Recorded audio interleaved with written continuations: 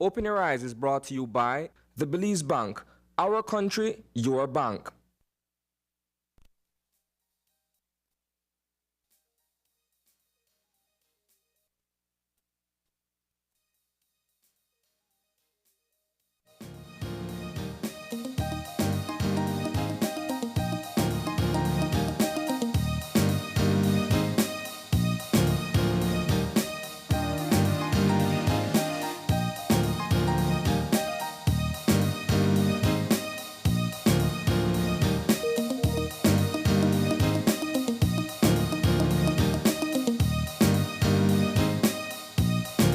Good morning and welcome to Open Your Eyes. Start your morning right. I'm April Martinez. And I am Sabrina Daly. Good morning, Belize. Good morning, Sabrina. Good to have you. Thank you. I'm here for Fun Friday. You I are heard it here was for good, so Fun I Friday. asked to join. I'm Okay. kidding. I'm kidding. I just really wanted to be a part of the fun, April. It's wonderful to have you. I've never had you on the couch with me, so that's great. I love the jumpsuit. Thanks, girl. I was telling April, didn't you get the text that we were doing this We got the together? memo. We both wore jumpsuits, and I don't know if it was I don't know how it is for you in the mornings. I know that the early mornings are not the best time. I get it, girl. So the easiest thing to wear, so let me just put that on, hot fast track, get on, and then you get on the road. The easiest thing to do, in fact, is to plan the night ahead. You don't want to wake up early, especially on a morning show, and try to figure out what you're going to wear, because you will be late. You will be late. How long does it take for you on the road? I'd say roughly about 30 minutes, 30 because minutes. there's no traffic. Yeah. So that's the great part. Yeah.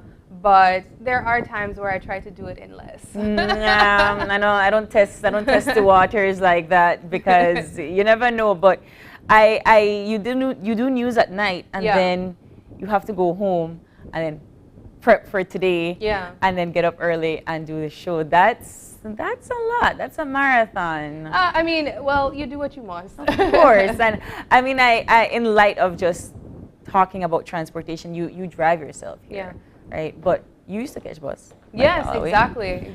Have you ever tried catching a morning bus from where you are to here? For sure. I mean, I went to high school here in Belize City. I went to junior college here in Belize City as well. So I've been following the news as it relates to the bus situation. Yeah. And I've also been following the morning show discussions about it, and I can completely relate. Yeah.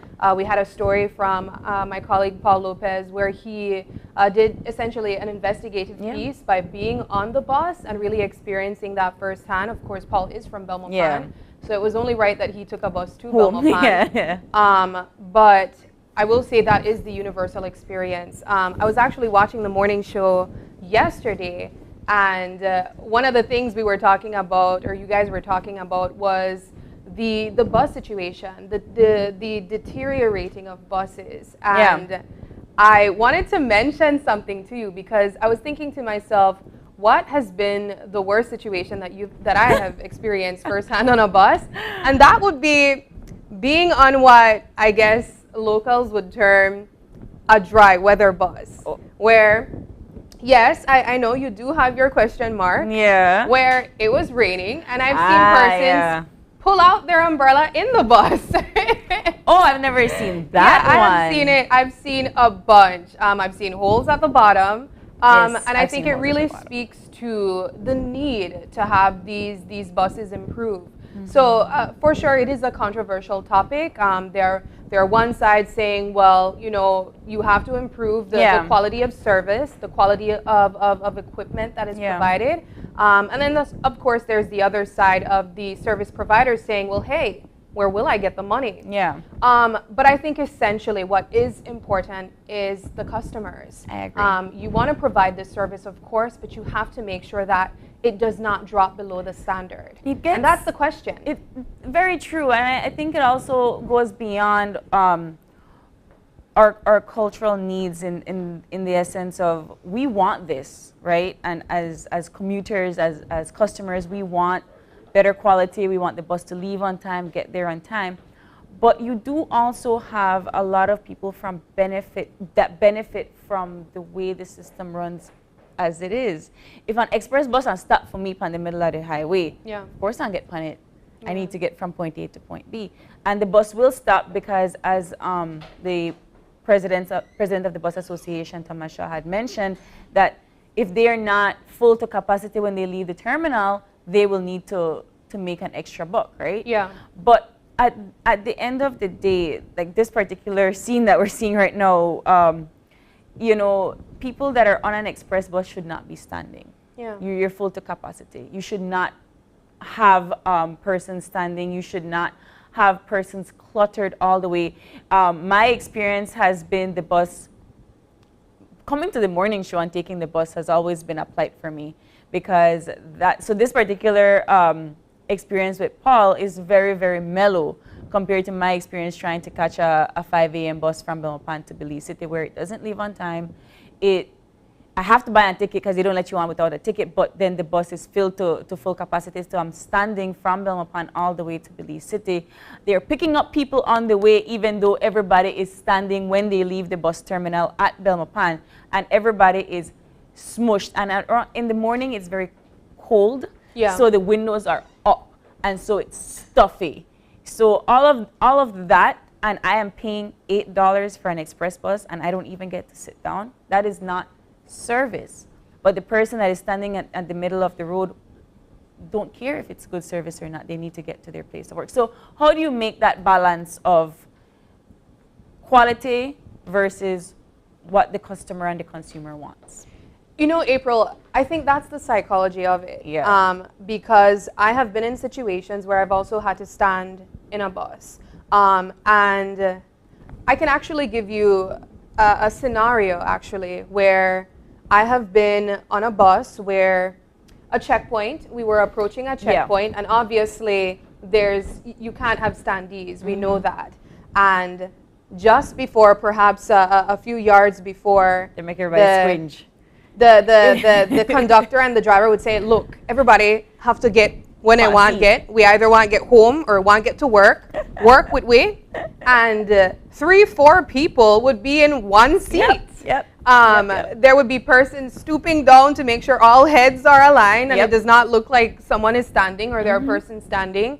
And I think it really speaks to, like you said, the fact that there's a play on psychology with the service provider saying, hey, we will provide this service to you. You will get where you want to get. It might not be in style, but we'll get you where you want to get. And because we rely on the service, we take what we get. And that's an unfortunate situation, but you can apply that to any type of situation in society. You can apply that to when you're trying to get to the airport, when you're trying to get your passport, when you're trying to get your birth certificate from Vital Stats, when you are trying to get any kind of transparency from your government, right? We are giving you a service when we decide you want to get this service. So I'm just talking about things like that with incidents, for example, like the dismissal of the license from Rich's bus and so forth. People are rallying because it's not fair that they did this and that. But I always tell persons, sure, I understand that. But we have been the ones crying for change. We have been the ones crying for something needs to be done. Something is being done. Is it done in the capacity that you want it right away? Probably not, but something is being done. So pick a struggle. What is it that you really, really want?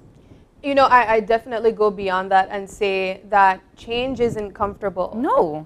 So we understand that in order to make improvements, there will be a weeding out process. Unfortunately, that will mean in this instance that certain businesses will feel like they're being robbed of what was rightly theirs for years. I think in the case of certain bus companies, their customers do feel a sense of loyalty. Yes. So that is why they would have that type of sympathy. But I think across the line, as we've been mentioning, it boils down to quality of service. It does. We say we want this improvement in this industry, and that means that there will be some hard conversations, and we will have to be pushed in that way where we're not necessarily comfortable, and by we, I mean the person who's providing that service. I agree. And I mean, I really don't want to be the person that has to make those hard decisions at the end of the day. But just speaking of making changes and being comfortable with change, another topic that is on What's Buzzing, and I think we kind of touched on it yesterday, the different areas of service that are you know, trying to showcase to their bosses that we are not going to take what you're giving us lying down. And I'm referring to the short campaign. I'm calling it a campaign, wearing shorts to work at the KHMH, which is basically to mean that we're tired of the shortages of supplies at the KHMH. And you know, there's been this, it seems that there has just been this level of miscommunication and back and forth with the board versus the staff at KHMH. And I think it goes to say that we are trying. I'm not really sure where the budget and the funds are coming in. I'm not really sure where the discrepancies are, but it seems to me, my opinion, that there needs to be a full-on investigation of cargo and the shipment that comes in from the medicines that are and the supplies that are being ordered, and a complete management and supervision of how they're distributed. Yeah, I mean, that's only one part of the coin, though. Yeah. So there's the situation with the nurses, the medical health practitioners saying, hey, on our side, things are short. We can't provide this quality of service that we want to give because we don't have the necessary resources to do so. So we've been talking earlier about service providers, not necessarily, perhaps maybe they want to give a service, but they're saying, hey, we can't afford it, right? Yeah. And then we have, on the other hand, the medical health practitioners saying, we're trying to give this service, but the resources isn't available to us. So that's their plight currently. And we do know that on the other side with the teachers, we're going into what may be day 3 of a potential strike, where we've seen they want to sick out. We know that there are negotiations in process, and it's mainly for 3 reasons. Yeah. The increment freeze, pension reform, and something else, I can't remember the third one, but it really speaks to what has been an ongoing negotiation for years, coming from COVID-19, where we've been saying that, hey, the economy is this way, so we can't give everyone everything all at once. Everything all at once, but we're trying. Yeah. But it's been a few years now, and the teachers are saying, we're doing our part, where's yours? Yeah, I agree with you, and I think that when we had the joint on the show, I think it was Monday, I had asked them several questions in terms of how are these budgets being distributed, how are they prioritizing certain funds to be solicited to the teachers, the public servants, etc. And they said they don't know how those decisions are made. When they get the budget, it's because it's already been broken down and provided to them. And when it comes to the conversation of increments, you know, and they made it clear that you do need to have a level of management of increments. Not everybody deserves all the increment all at once. It's definitely based on your job performance. Right. But I don't know how you would reimburse or reinstate, right? Because there's a difference in the way that they're not going to give them increments that they're owed. If they decide to ever go back to increments, it's all right, you're starting all over again. But then that sets back persons that are on a pension, persons that are on gratuity, because then that means that that's going to affect the amount of money that they get over the next 30 and 50, 10 and 30 years. So it's definitely a lot more complex than just giving back, or are you going to give me, or are you not? And then they're also stating that the conversation about increment freeze is not the same as pension reform. Yes, we all agree we need pension reform, but I need to also know that you're going to give me back what I am owed. But I deserve, I worked hard, my performance objectives say that I worked hard. Yeah. And then it comes back to the management of those objectives. So are you going to give back increments to persons that didn't really get a good performance, they didn't get good ratings on their performance and so forth? So who gets what? When do they get it? How are they going to be given back these increments, or how are they going to get that process of unfreezing these increments? So the conversation, I think that they were in there Tuesday with Deputy Prime Minister Cordell Hyde. and other representatives, I believe Minister Christopher Koye was there, and Minister Charles Usher was also there, trying to get a discussion going. It wasn't a negotiation. They were in there for almost 5 hours, I believe, having this discussion. The way forward is to continue to a space where they're able to negotiate. Yeah. I don't know what those negotiations will look like. But as you said, April 1st or else. Yeah. I don't know what or else means. They have not said what or else means. But I believe that the sick out on Tuesday would tell you that if persons that are not in the public service area are not working, things will go at a standstill. And as you mentioned, this is an issue across the board for the public service. But I think I carry a sense of, I don't want to say sympathy, but I think about teachers because I come from a family of teachers, so I understand what their work looks like. I've also worked in the public service before, so I do know what that looks like as well. Interestingly, last year we did a Bright Side just before the start of the school year where we covered the work that teachers do during what is considered their quote-unquote vacation or holiday. Yeah. So I can remember during the last strike, people were saying, well, you know, I'm going to complain a lot to get such a long holiday, right? Yeah. So I think it was important to really show that this holiday that persons believe they have isn't necessarily one. No, they're not. They're working. They attend workshops. They invest in their own money to decorate their classrooms. They have to plan. Things that we just show up, drop our kids off, and say, great class, but we don't think where it comes from. It's the passion of a teacher. So I'm really looking forward to seeing what the outcome of this situation will bring. And of course, we will continue to follow this story and the others, of course. Excellent, Sabrina. And of course, as we continue to keep up with these stories, you also have the conversations as well, because these topics and these headlines don't just come on the media for you to watch. They come on the media for you to discuss at home and for you to have your own opinions and to make your own analysis. So we hope that you are able to keep up with these topics at large. And as we move on with our show for this morning, we'll have the eye-opener taken from DailyOM.com. Many of us find ourselves laboring under a label that has a negative connotation, but this can be reversed. We live in a culture that uses labels as a means of understanding the world and the people living in it. As a result, many of us find ourselves laboring under labels that have a negative connotation. Unless we can find a way to see the good in such labels, we may feel burdened by an idea of ourselves that is not accurate. It is important to remember that almost nothing in this world is all good or all bad, and most everything is a complex mixture of gifts and challenges.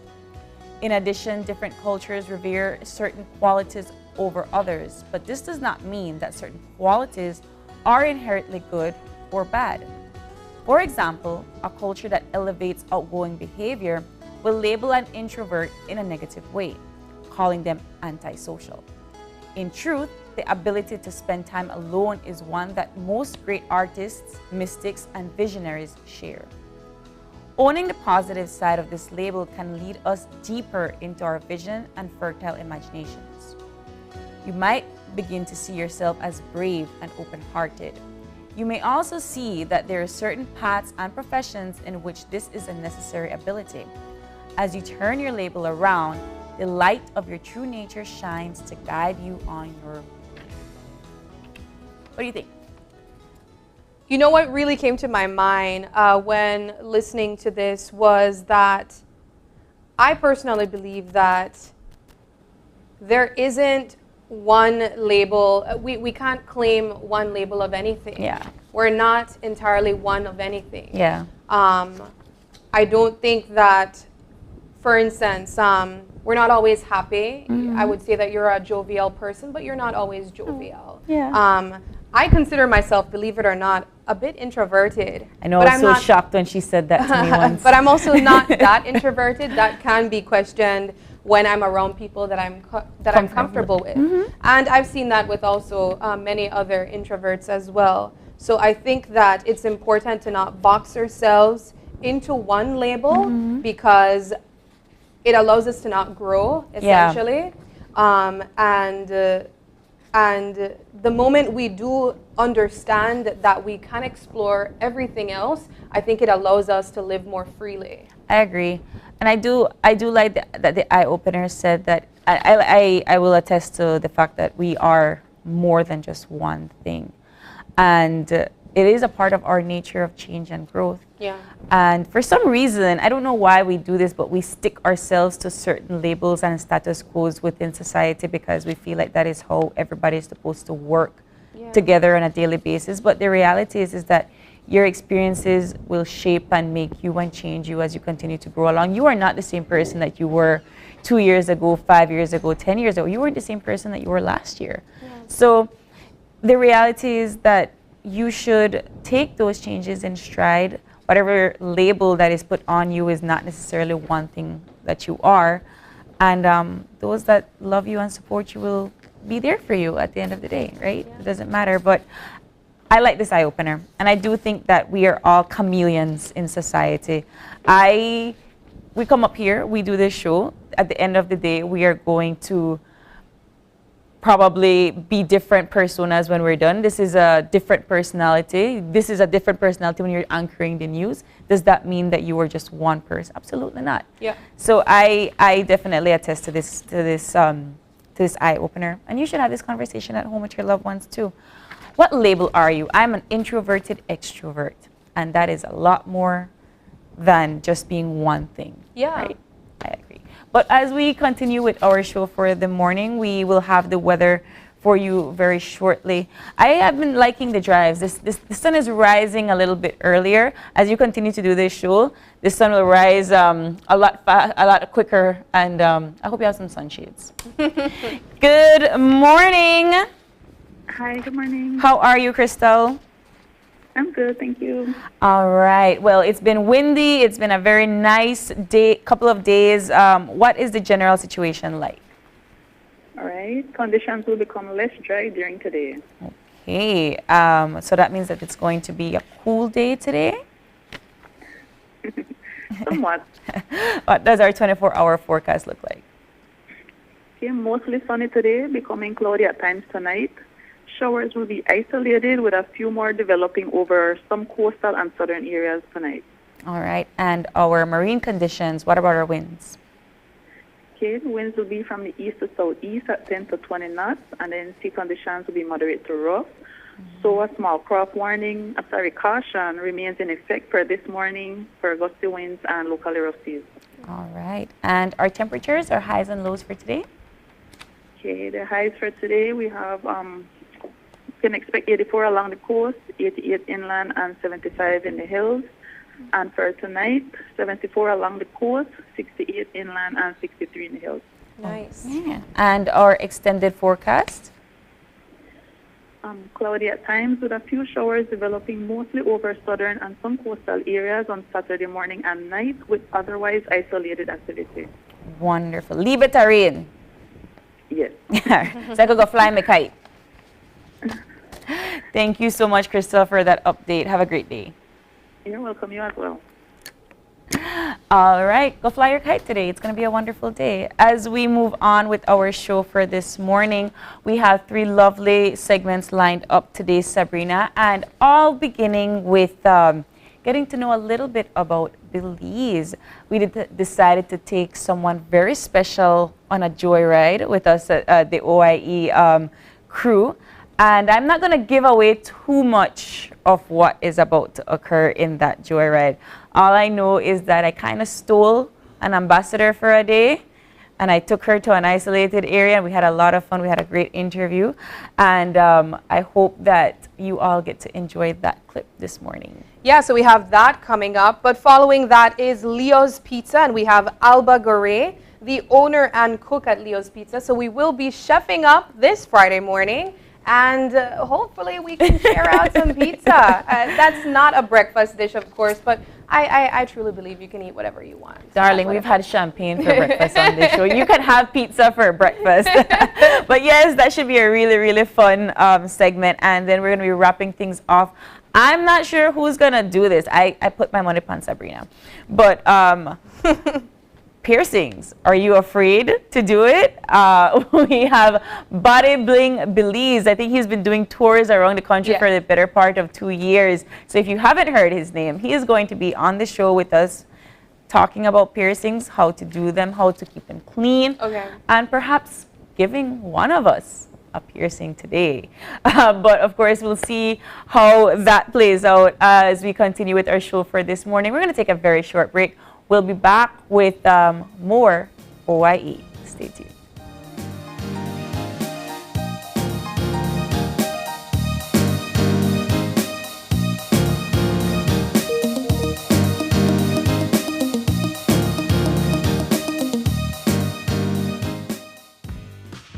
After a rough week of school, Jake and his friends decide to treat themselves to frozen coffee. And since they don't have cash on them, they decide to use eCash. With eCash's geolocation feature, Jake can easily find the nearest coffee spot. With eCash's built-in option to split bills, Jake can pay the bill and his friends can reimburse their portion of the bill. Jake scans the merchant's code and confirms payment. Jake then views his transaction history and taps on the transaction recently made, then taps the Split the Bill button where he selects the Evenly option to evenly split the bill. The application splits the bill automatically. His friends receive and accept the request. Geolocation and splitting the bill via eCash makes Jake enjoy his digital lifestyle. Love Your Honda is back. This year, we are spreading the love in 3 locations: Belize City, Cayo, and San Pedro. In February, get special pricing and discounts on all Honda products. Enjoy up to 23% off selected Honda products, 20% off Castrol, NGK, and Magic products. Also, get free oil change and servicing when you spend $100 or more on Castrol oils. And don't forget your B-Bucks when you make your purchase. There will be a big bike rally throughout the streets of Belmopan and Belize City on February 11th and 18th respectively. Check out our Facebook page for more details on how you can take part. And on February 25th, we'll be hosting the first ever Banquet Boat Show on La Isla Bonita, San Pedro. Honda products will be on display and you can enjoy deals and discounts. February is all about Honda. Available at Banquet. Equipment, parts, service.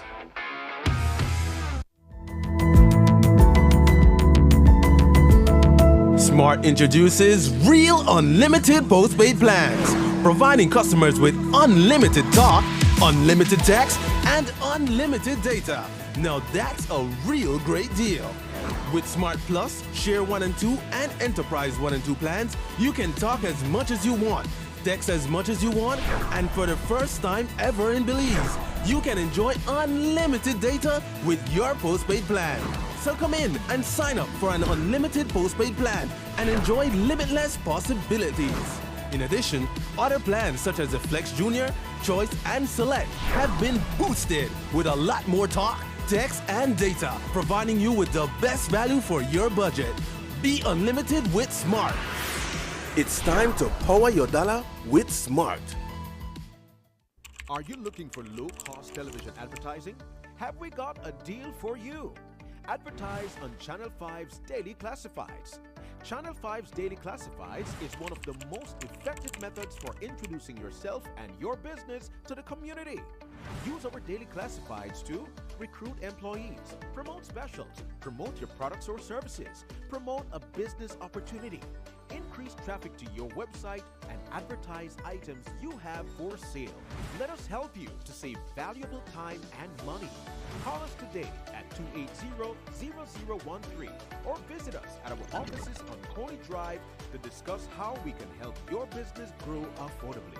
Channel 5 Daily Classifieds. Advertise today.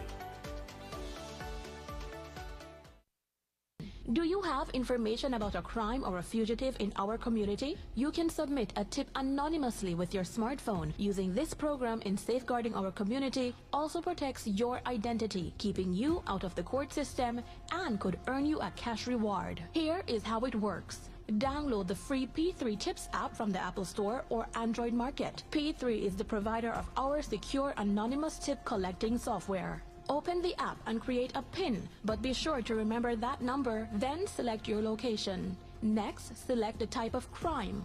When submitting a tip, be as specific as possible. If you have a picture, video, or audio that will help officers, you can upload them from your phone. Information leading to an arrest can earn you a cash reward of up to $1,000.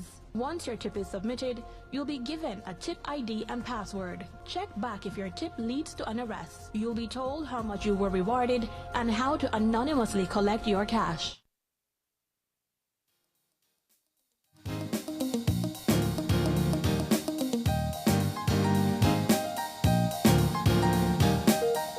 And we are back with our first conversation or segment for this morning. Sabrina, I told you that I stole somebody. Yes, and I have to say, whatever you guys are about to see, I saw some clips of it, and I told April this morning, I am incredibly jealous. No, I believe that, you know, when people come and they travel to Belize, they research and they see things like beaches and they see, you know, the Maya temples and so forth, the things that we showcase as our tourism. But they don't get to see other parts of Belize that I think hold a lot of cultural value, and I'm all about that. So I was very, very privileged to interview and take Her Excellency Ambassador Michelle Kwan, United States Ambassador to Belize, on a trip, a cultural tour, if you will, to the village of San Antonio, where you've been a couple of times, so you know what I'm talking about. I think by now they know me very well. They know you very well. They know Sabrina by name. And I decided to not just have an interview with the ambassador, but to have her interact with the community and for her to get a first-hand experience on indigeneity, conservation, women empowerment, all things that are right there in this small little village of 4,000 people of San Antonio in Cayo. And I think that it wasn't just an interview with myself and the ambassador, but it was also a shared cultural experience with herself and the members of that community, which I really hope that, I know that the community values that a lot. And so we were shipped off to about 3 or 4 different parts in San Antonio. It's a very, very big place. Sabrina knows it's a lot bigger than you would think. And so she got to experience a couple of conversations at the Eligio Pante National Park. I took her for some coffee at Oshmo Coffee, and the San Antonio Women's Cooperative Group also. She had a lovely experience in all 3 places. So we're about to run that feature for you right now. Here is the adventure with the OYE crew and Her Excellency Ambassador Michelle Kwan. We're coming to you from the lovely village of San Antonio, where we're about to meet and greet the U.S. Ambassador to Belize, Michelle Kwan. Join us as we share some adventures, some storytelling, and as she immerses herself in this lovely culture that this village and Belize has to offer. We're on our way to the Don Eligio Pante National Park. We had a few bumps and hiccups along the way as we passed various farms and muddy roads. I can only imagine the experience the ambassador is having right about now.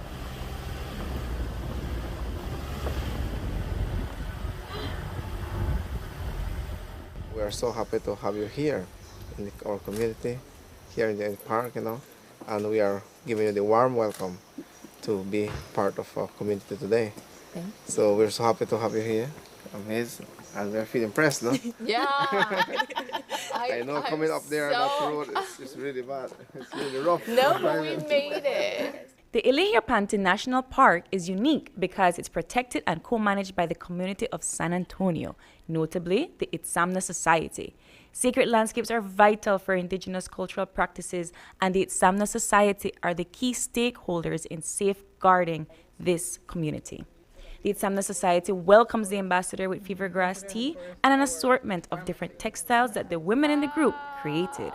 Oh, gorgeous! Thank you. The environment and all it holds is vital to the community's cultural continuity. The preservation of the park means preserving the medicinal practices, hunting practices, and religious beliefs. The rainforest, the cave, and the mountains are all sacred scapes, which are key to preserving the ancient beliefs and heritage. Itzamna leader Maria Garcia explains the importance of cultural continuity with her nephew Rigo and how his generation is the key for his culture's survival. The young ones are like hungry, looking for, like for example, where they come from, you know. That they are so interested. So what we do is that we do the ceremonies because we know how to do ceremonies and involve them. Because if we are not spiritually grounded, if we don't involve that, spiritual part, then we are disconnected. And they tell us, that because I like to talk to them. They are very young, but we are inculcating that to them. Because if we don't, what will happen? That will die. And the way we have learned, and is like passing things down. It's not written. It's Orally seeing it. Doing it. Yeah. So all of the yellow is Tonelique National Park? Yes, all of this yellow is the park. So it's about 30. Now, how do you patrol that by foot? Exactly. So the patrol that we have done has been generally in this area here, and a little bit here, and then this portion is left to be explored. And that is because we don't have the human resources or the equipment to go in and check. But I know in this area generally we have a high level of illegal activities, especially when it comes to illegal hunting. It's been amazing getting this first-hand experience, first of all, and the importance of preserving this amazing culture and passing it down to the next generation. There's so much incredible biodiversity in this country when it comes to what's on land, what's in the marine. I think of the blue hole. Also the little blue hole in St. Herman's Cave, which I was. I could go there every weekend. Yes, it's so cold. Really? Well, you've traveled all over the world. I've traveled to many, many countries. A lot of countries that have an ice rink. Belize does not have an ice rink. We do not have an ice rink. Will that be your next stop? No, it is not a priority. But to me, just being here, listening to, I really love hearing the work and the importance of preserving this important heritage and passing it down to the next generation. Like you said, if we don't step up, if we don't continue to talk about it and educate the young people, it will be gone. And it will be so unfortunate to lose such richness. Secretary Blinken has said that it's important to work with the indigenous groups because they are incredible stewards of the environment and how we protect the environment, make conservation efforts. There's so much rich biodiversity here, but we have to preserve it because it also helps fight climate change, right? So the mangroves, the forests, that's the only way we can do it. And if we damage it, if we do not take care of it. This is the art of embroidery. This is the Yucatec style. Yes. So by the time I leave in Belize in a couple of years, I'll be able to do this. I hope so. I hope so. And there are three distinct. Something for my daughter. There are three distinct styles. So her technique and her style is of the Yucatec Maya. They are a Yucatec Maya group. When you travel down south, I'm sure you met with other groups, particularly the Mopan Maya and the Quechua Maya. And they have a different technique and style of doing embroidery as well. It's such talent and richness of the heritage, and it's so important to preserve this beautiful richness. And Belize's multicultural diversity, it is such a strength and a source of creativity as well. This, I look around like, this is thousands of years old. This richness, the embroidery, I went to Shinantonich last weekend, and I had to stop at one moment and just take it all in and just try to picture what it was 1,000 years ago and how well preserved it is. It would have been very red and white and no grass and no trees. But that's the thing. I wanted that visual too. Yeah. I said because I'm an athlete, former athlete. I went to the ball court, and there was this mound. It reminded me of American baseball, one of our favorite pastimes. So I imagined it, and I was like, wow.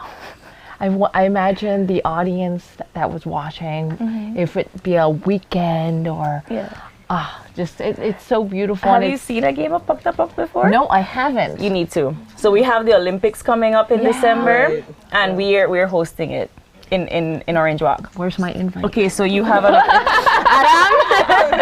And this is on behalf of the Village Council and our organization and the women's group.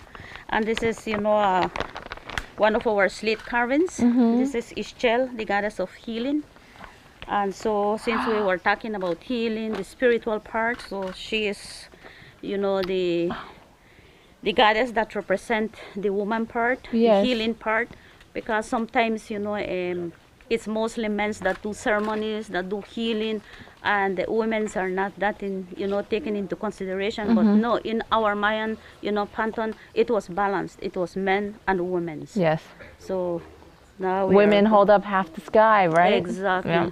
We have the moon and we have the sun. So stunning. This is Thank for you.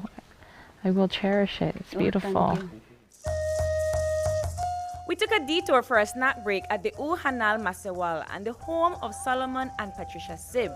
They greeted us with deep fried makal, aka cocoyam, sweet potato fritters with honey, and sour orange juice. I think the ambassador is going to invest in a hammock now after her experience here. Michelle Kwan. So this is Michelle. Michelle, this is your. Young scribe and artist Frank Zib gifted Ambassador Kwan with a decorative plate which depicts the visit to Oshmulka. The decorative plate is written in contemporary Yucatec Maya. Frank even gives a guide to the ambassador to follow along. I think she's got it. Oshmulka, right. So again, here is raised a gift for Michelle Kwan from the Sib family from Oshmulka, San Antonio. Right? So this is for you. We continue our journey to Oshmul Coffee House. Oshmul Coffee is family owned. Yes. The farm, 27 acres of land, is being passed on, kept in the family. We've been doing traditional farming systems for thousands of years. And coffee is not part of us. It does not belong to us. Corn, chocolate belongs to us. I'm talking about the Mayan culture. Yeah. Sadly, instant coffee was the first coffee introduced to Belize, and everyone got excited, and we adopted Nescafé, right? Nescafé. And we decided to do coffee so we can drink good coffee, our people can drink good coffee. So when we decided to try coffee, we decided to introduce coffee under our traditional farming system. The whole process of coffee here is manual and traditionally made. When I say traditionally, everything that exists here where we process our coffee existed before. All right? So you're going to put me to work today? Of course. Yes. One of the conditions when you visit us, you don't work, you don't drink. All right. I'm ready to work, I'm ready to drink. The dry, we harvest the fruit, we extract the seeds. These are the dry coffee seeds. These go in the sun for 3 days to dry. After it goes through the drying process, when we got a seed, then it has to go through a shelling process. Okay. You have to take off the shell for you to get to the real coffee bean, which some people call it the green bean, right? Yeah. Check it out, you got it? Yeah. There you are, you get yours? Yeah. And the shell has to come off because what is roasted is the coffee bean. 2 pieces of wood, right? Yeah. So we put the dry coffee seeds in here. The seeds has to be dry. With the handle we beat. Try. Now, give it a try. All right, Ambassador. You can put your seed in there. I didn't want to. I put my. That's okay. So how do you know when it's done? Okay. When about 3/4 full would normally take about probably 10 minutes. And actually you have to keep checking to make sure that you know, it's shelled off. Yeah, Yes, completely. We don't want to ruin it. The shell from the bean and it goes to the roaster. Okay. We have Jimmy Zib on the roaster. Oh, wow. Jimmy. And Jason Mai also on the roaster. Jason is our expert roaster. We put 25 pounds of coffee beans and then the roasting starts. Wow. The view is what keeps us motivated. Sitting here, spinning for a non-stop hour, for 1 hour to get medium. And then hour and 15 minutes for dark roast. So after we roast, then it goes through the grinding process.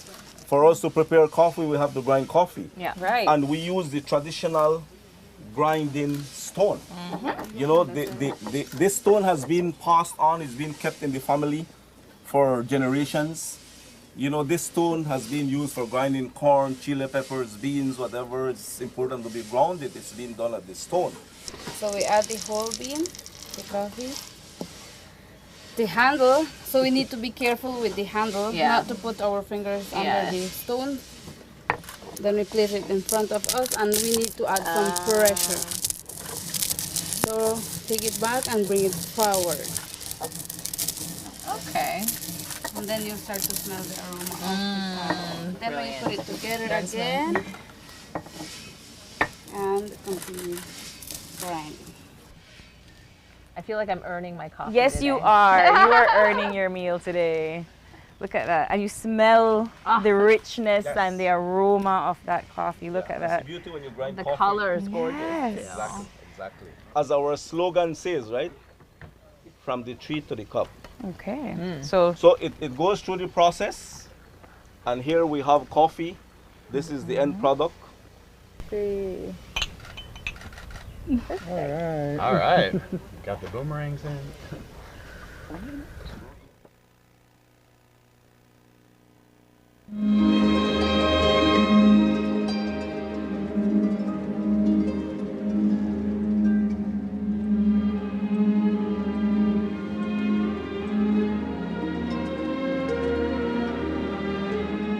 There were so many reasons why I fell in love with the sport of figure skating. First, there's music.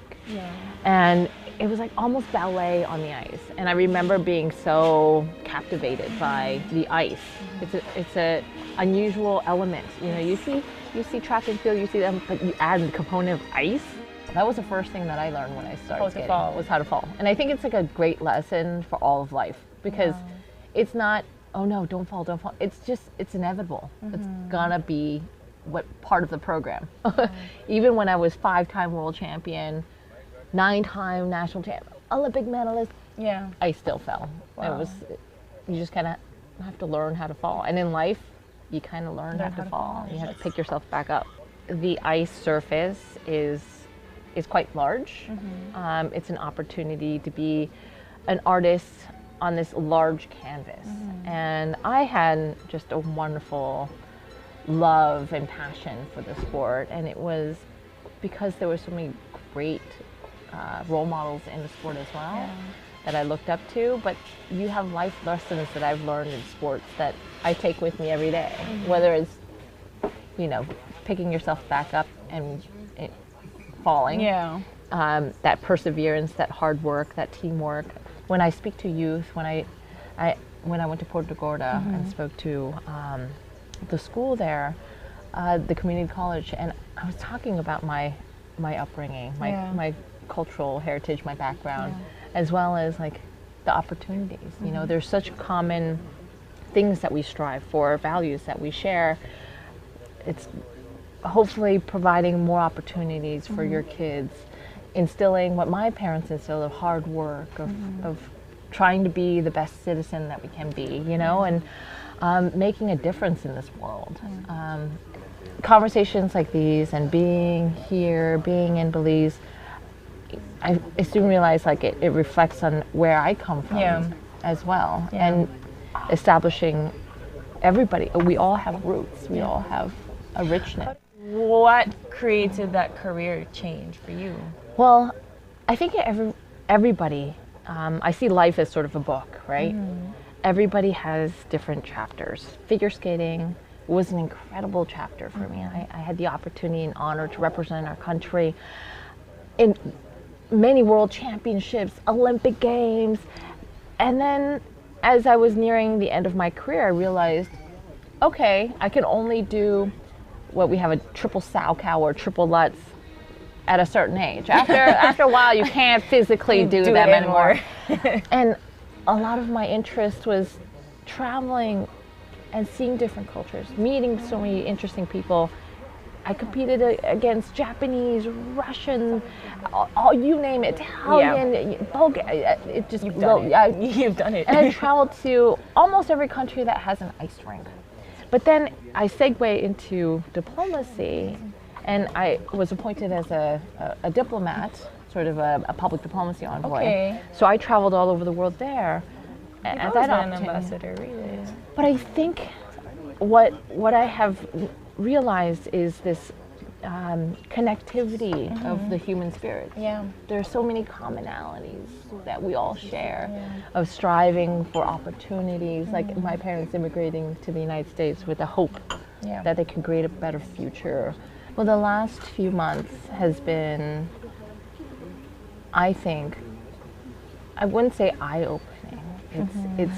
It's getting to the people, having meetings from the Prime Minister, Foreign Minister, to civil society, to seeing Punta Gorda, to seeing Orange Walk, to experiencing the culture, the food, and building on those relationships are so vital in diplomacy, especially when the region, Belize is a champion of democracy, and there's so many common values that we share of fighting for human rights. But when democracy is in threat in a region, especially in as we see things unfolding in Ukraine, how we need to continue to work together in our bilateral relations. With all of these kinds of issues and so on, how can you keep our diplomacy secure with the United States? How can we continue to feel like we're going to be okay and we're going to be great partners with the United States? I think that's one thing you asked about, or you talked about diplomacy and being this, like, what does that mean? What does that? It's all about relationship building. And I feel like there are so many common things that we share. Belize being a champion of democracy, fighting for human rights, protecting our environment like this morning, preserving the culture and heritage, protecting the environment, taking steps, initiatives like the Blue Bond deal that's such a win-win in making huge strides of conservation efforts while it's debt conversion. And I think there's so much to do across the board and supporting each other as humans, but as countries and shared common challenges. Why Belize? Why Belize? Did Belize choose you, or did you choose Belize? Well, why not Belize? I am so honored to be appointed by President Biden to be the ambassador. And like I said, having these shared challenges in the world and working closely with the government of Belize, but civil society as well. That's why I've had my, what's the saying, ear to the ground? And hearing, from the Coast Guard to having conversations over coffee, talking to Ashmal, like coffee, and hearing how it evolved into this business. I love hearing, especially when they're eco-friendly and sustainable. I feel it's going to be hard. I think, come 2 years from now when I have to leave, I'll be like, but the good thing is I'm not far away. We have to go keep exploring. Yes, I like that. I like it. Our final stop is just around the corner as we visit with the ladies at San Antonio Women's Cooperative Group. I wonder what surprises they have in store for us. Let's find out. We have 3 main projects that we work with, which is basically the food. We're trying to preserve and bring back the old recipes of our ancestors. This is what we want to introduce to our younger generation, to our customers, to people that we have around us. And we are trying to preserve embroidery, as we would know that embroidery is an art that usually women do. Back in the days, this is what women used to make as for having at home for their use, for beautifying their pieces of tablecloths, their clothes. And this is what we're trying to encourage ladies to keep doing, because it's an art that women normally do, so we don't want. And some men? Some, I'm not very sure. I guess that there are some men that would do it as well. Then our main project is pottery making.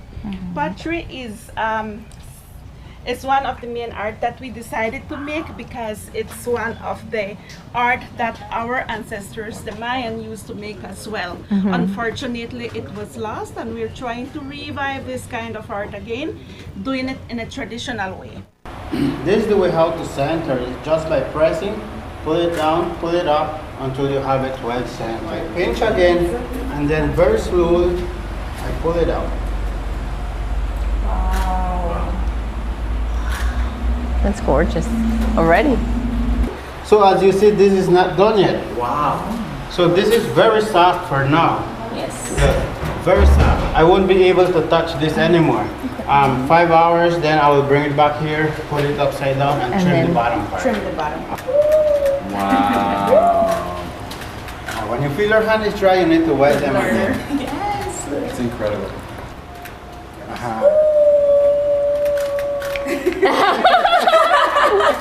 I don't think that's how you're supposed to do it. It's going to be fabulous. Look at that.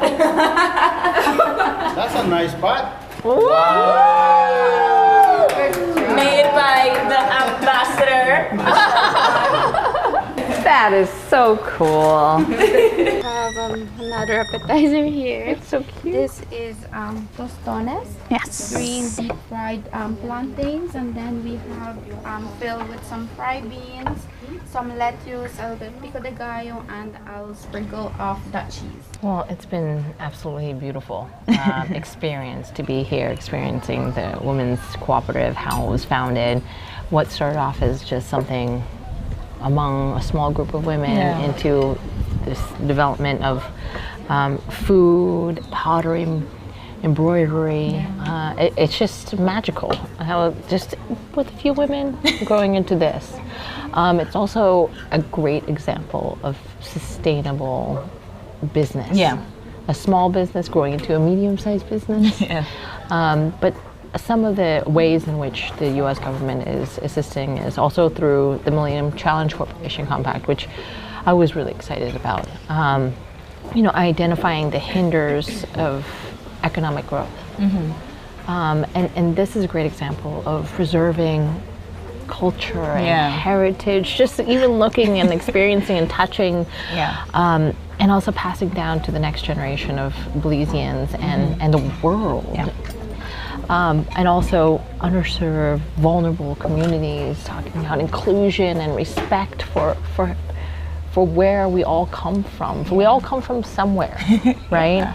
But the Millennium Challenge Corporation Compact is exciting for me because it is customized to Belize in finding sustainable development assistance to this specific country and figuring out what does Belize need, and it's in terms of education, in terms of energy, in terms of small and medium-sized enterprises. So it really has a deep impact here.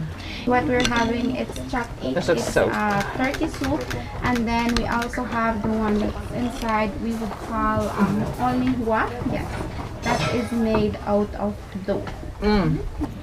What are your visions to educate women and empower them about equity and feminism? Yeah.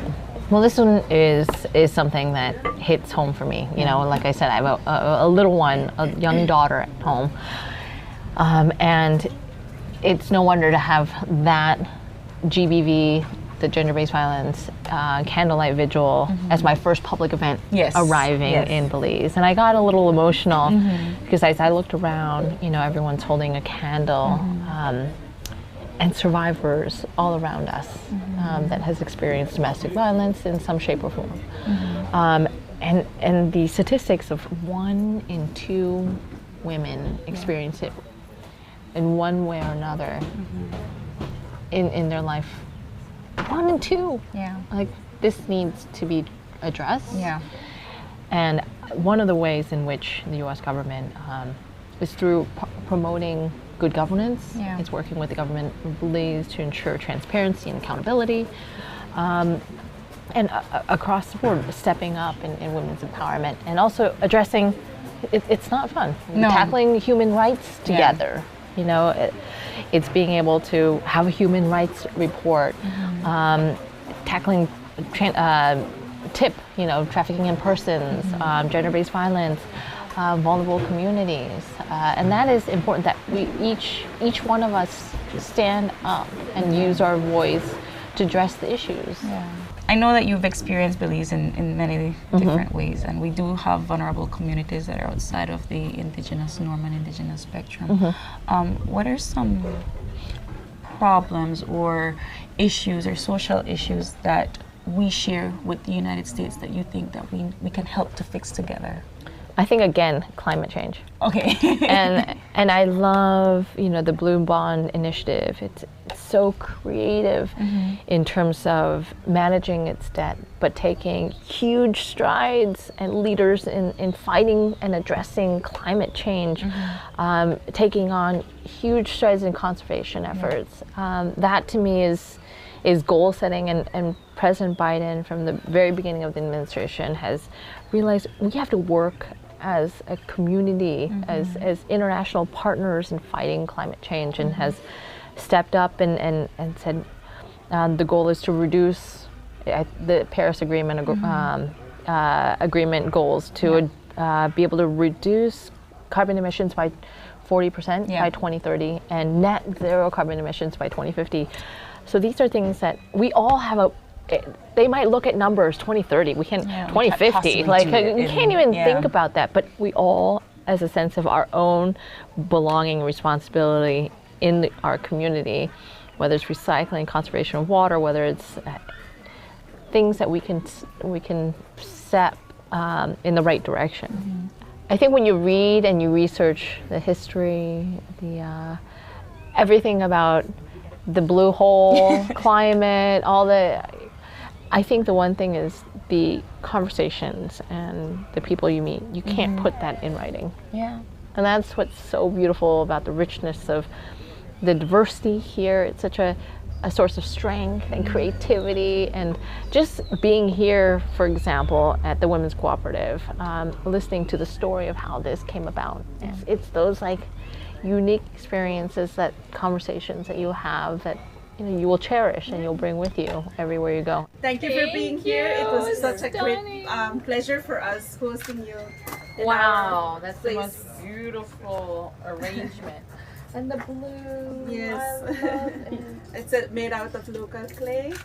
We've had a wonderful experience at the beautiful village of San Antonio with Ambassador Michelle Juan. From walking through the National Park of Doña Pante to getting some coffee at Oshmo Coffee, finally getting a wonderful traditional Yucatec Maya meal at the San Antonio Women's Cooperative. Lovely experience, wonderful conversations, great meals, immersing ourselves in the community. Let's do it again next time. See you then. Cool. Yay!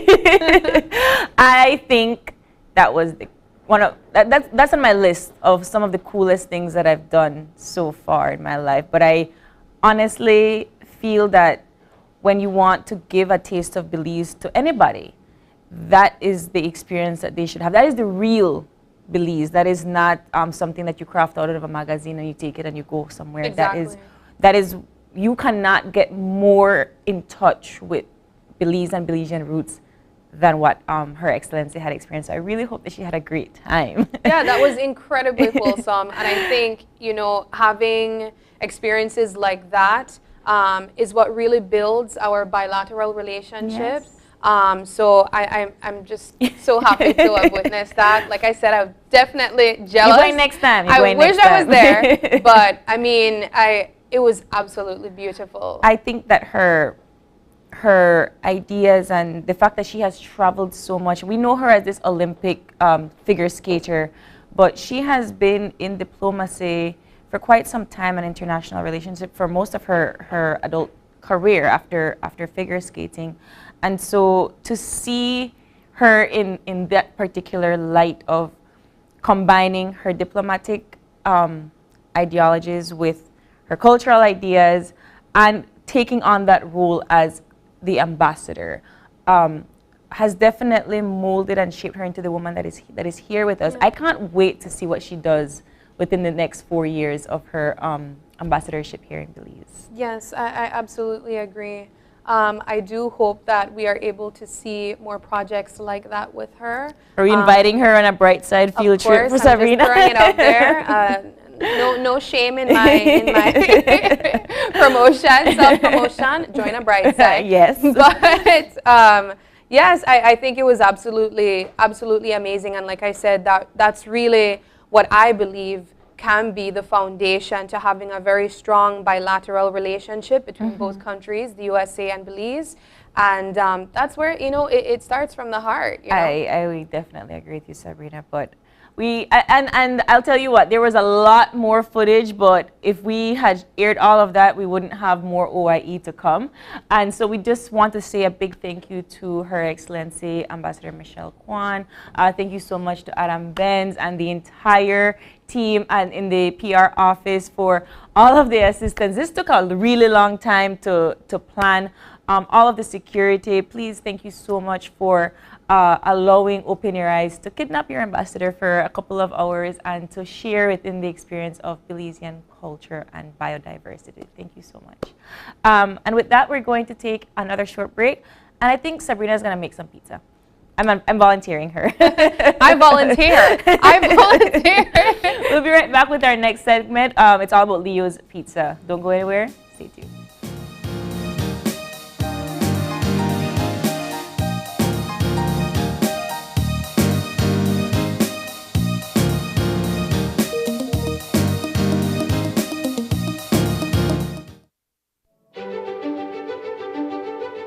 Technology is ubiquitous, and it's transforming how, when, and where we work. Fulltech Systems is placing award-winning devices in the hands of information workers, allowing them to work without compromise in a world without wires, to innovate, create, and to maximize productivity anytime, anywhere, satisfying the needs of the desk-centric remote and field worker and every other worker in between. We are providing the industry's best devices to businesses going through the process of digital transformation. Partner with us today to provide the solutions that will allow your employees to work effectively and efficiently to enhance your customers' experience.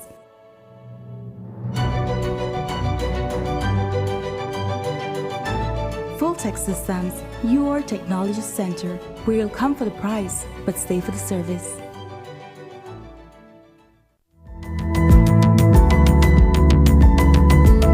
Smart introduces Real Unlimited Postpaid Plans, providing customers with unlimited talk, unlimited text, and unlimited data.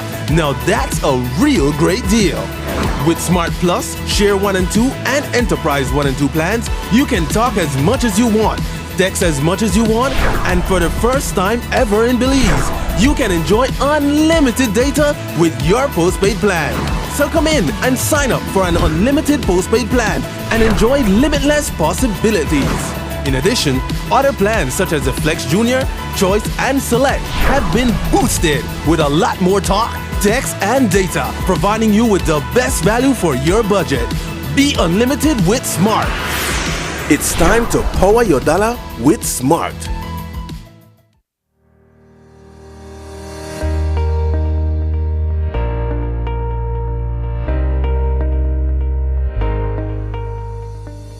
In just 2 years in office, the government of Belize has reversed the trend of financial ruin that afflicted the country and has injected new energy into the economy and people.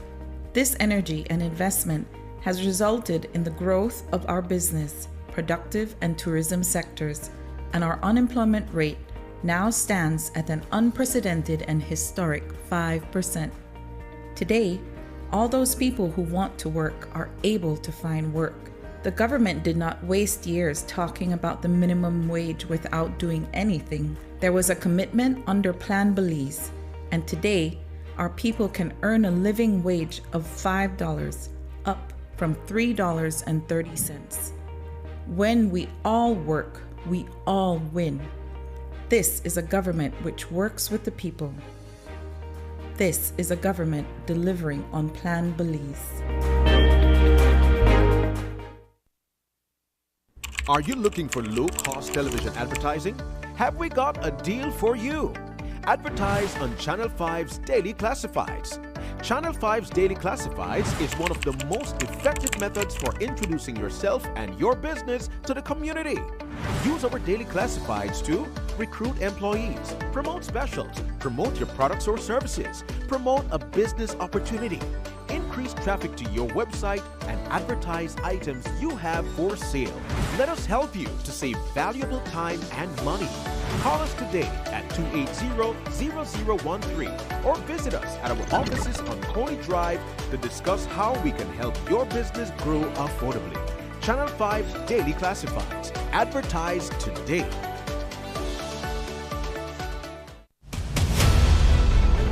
Dwayne Moody, Isani Cayetano, Marian Ali, Paul Lopez. Your News 5 Belize teams do whatever it takes. Go wherever they need to go, so you can catch the story wherever you are, whenever you want, on whatever device. Channel 5 Belize on television, Facebook, Instagram, and YouTube. Because news is now everywhere, all the time. And so are we. Whether you're at home, on the road, at work, or at school, if you see news happening or suspect that something might be up, call or text the Channel 5 News Belize tip line at 672-5555. You don't have to give us your name, just give us the tip. That's 672-5555. Call or text us so we can check it out.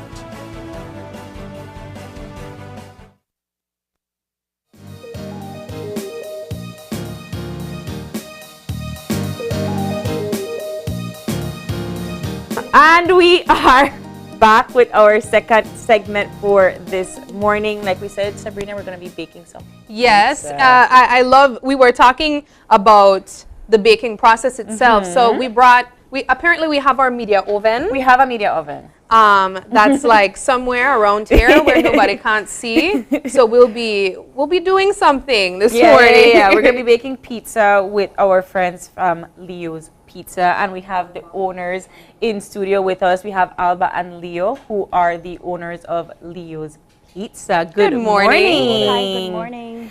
So tell us, what was the inspiration for making your business? I've been hearing Leo's Pizza all over the area, but why pizza? What allowed you to venture into this business? Well, actually, I learned pizza in the U.S. I worked at Papa John's. Oh, wow. Yeah, that's where I learned to make pizza.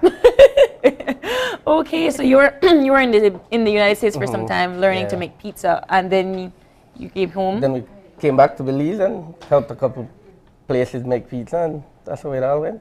You decided, what was the moment when you decided, I'm going to start my own business? Well, after I stopped working at a couple places, I was like, you know what, better I do this for myself than, anybody else. I want to know, is there a difference? I mean, you've had experience working with big companies in the States. Is there a difference between the style of making the pizza versus what we do here at home? Well, like everyone is different. Like Papa John's, they have a strict standard of how you need to make a pizza. The pizza has to look like this, has to have as much pepperoni. They have a strict standard on their pizza making. And do you have to follow a particular recipe? Well, we never actually know any other recipe because the dough comes pre-baked. It comes like that already. All we have to do is slap it out, tap it. So then how did you learn to perfect the dough? From them. From them? Yes. Okay. But they show you all the steps. They show you all the steps, yes. Right. Okay. So as you mentioned, Papa John's was where you got your experience. Yes. It's where you were able to bring that standard of making pizza here locally. Yes. And it's all about the toppings, it seems, right? Yes. Like you said, the dough was ready-made, but you were able to, what was the difference in the dough that you were able to make your own? This recipe is actually one of my mom's. She's the one who gave me this recipe for the dough. So, and we just went with it and it worked. Okay. How long have you all been open for business? Over a year. Okay. And it's a family business, you and Yes. your wife. Where are you guys located? At Vernon Street, 7163 Vernon Street, way at the end by the cemetery. Okay. Do you make pizza as well? Well, actually, I have never been into baking, cooking, kitchen as much until recently when I had to actually step in and help him in the business. So, you know, I was working, had a baby, stay at home. Then, you know what, I said, you know what, instead of finding another job, might as well I stay and help and learn as well. So, technically, I'm just basically the receptionist, if you would say that. You're the manager. Yes, I'm the manager, yes. And, you know, I help, I answer the phone when he's busy because it's not a big business, you know, it's just myself, him, and a nephew that helps us along the way. And, you know, I answer the phone when he's out on a delivery. I'm there tapping, I'm answering, I'm making sure that the orders are going out accordingly, making sure that he has his change that he needs. And, you know, and it's something that I have learned, and I am actually, I just started recently to make the dough, like slap it out and everything, you know. So sometimes if you order a pizza yesterday, it looks this way, and then today you order one, it looks a little bit more fluffier. It's because another hand made it, and that's me. But, you know, I'm learning, and it's something interesting at the same time, you know. I'll tell you this much: there are certain people that prefer a thicker crust, Yes. so don't feel any way about that. We call that deep dish, right? Yes. But I do want to know what makes Leo's Pizza special. Probably me. Leo, right? Leo makes it special. What makes it special, I would say as well, is because, you know, we put a lot of our effort when we're making it. We're all about presentation from start to end. We want to make sure that when you get your pizza, it's well cooked, it's presentable. Because, you know, for me, I eat from my sight. If I look at it and that does not look edible, presentable, you know, yes. So when you get your pizza, your pizza have to look appealing and be like, hey, eat me, right? And so we make sure that we always present a very delicious, presentable pizza. I agree. It looks we love presentation. Yes. So yes. Can you please demonstrate to us what is the first steps you do to make a Leo's we pizza? need the flour so that it can move. All right. You know, I'm personally very curious about the flipping process. I have seen them like throw it in the air. I've actually attempted it myself with another pizza company or another pizza small business here in Belize. It was not as successful as you would think because, of course, I'm a perfectionist, but that was not perfect. But the fact that you said that you started this business over a little bit over a year ago, right? So what were you doing before? I used to work for other pizza places. Okay. So there is a technique. Were you doing this as well? No, mine was actually. You missed it. One more time. Oh wow! Don't try that at home. No. I make pizzas. I'm like you. If it don't look like it's supposed to look that way, I will not attempt another try. So you're putting it on a particular size of. That's a 10-inch. This is a 10 inch. This is the 10-inch, and this is what we do. This is what I sell. The majority of the time, we sell this 10-inch, and this one is for $10. Okay. With pepperoni and cheese only. And then we sauce it. You get a decent amount of sauce on it, and you can add your extra toppings as well. We do veggies. We have meat, ham, beef, pepperoni. You can do your extra cheese, extra pepperoni, and those are at $2 extra. For each extra topping that you add on. I noticed that you're placing the pizza on a particular pan. What does that do? What does the screen do?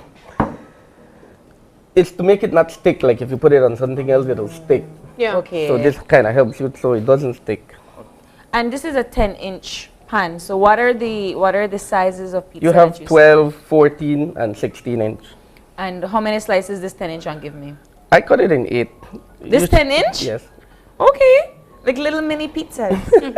Yes. Talk to me about the kneading process, because I believe that would be the most intimidating part, especially when you're kneading for a large amount of pizzas, right? Yes. I know that you don't knead for only 10 inches at a time. So how do you go about preparing a large dough? Well, at the moment, you know, like I mentioned, we're still young in business. It's only the both of us. At the moment, you know, we take turns by we take turns kneading. So he would do one set and then I would do the other set. And you know, the family recipe, a secret, unfortunately. Yes. And you know, we get it. we prepare it and it takes about roughly 45 minutes. If you're moving slow, it would take roughly about 45 minutes, but if you're moving like really fast, it would take roughly 30 minutes to prepare. Walk me through a regular business day, because I would imagine, you know, you have to open shop, set up and so forth. Other bakeries, they begin baking at 3 in the morning to make sure that they have their stuff ready for the day. So how do you all operate during regular business days? Every morning we get up, you know, we get our baby ready for school, take her off, drop her off. And then our morning starts around 8:39. You know, we get our ingredients. We need fresh every day. Every morning we need. So like around 10 in the morning, we're practically finished. 10:30. At that time, we're getting prepared. We're preparing our vegetables. We're cutting up pineapples. We're cutting up ham. We're getting the beef ready. And at that time, we already have maybe 3-4 orders already for 11 in the morning, because we start at 11. So we already have orders at that time. So when it comes to like 12:01, we're already sold out. Wow. Oh, okay. Yes.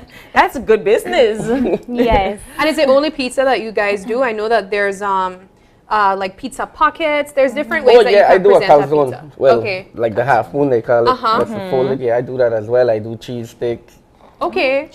So cheese sticks, calzones, and the actual pizza. And pizza, yes. So do you open just for lunch, or do you also we do dinner as well? We open in the evening as well. Yes. So we close like around 1, 2 in the afternoon. Okay.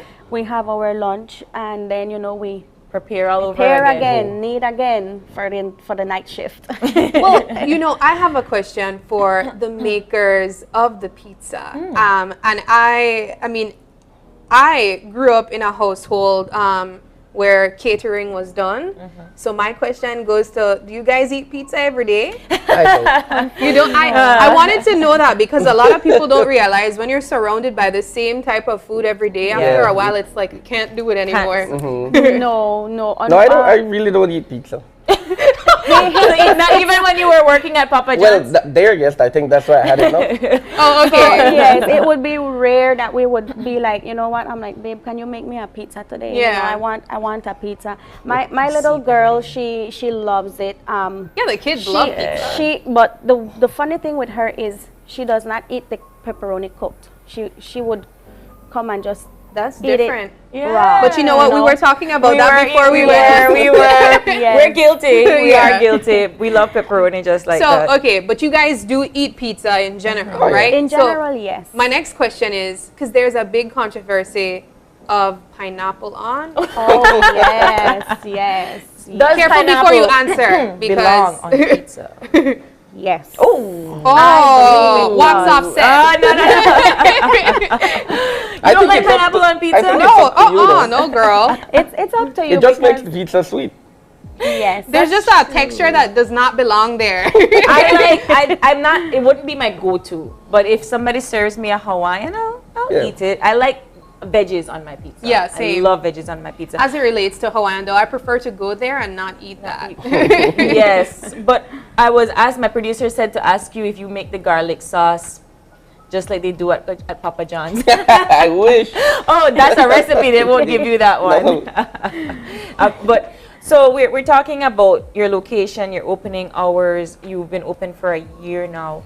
Why should customers gravitate to ordering from Leo's? Why we get Leo's Pizza? Like, a lot of pizza place out there. Yes, a lot. Every time, you know, we're scrolling Facebook and I'm like, wait, hold up.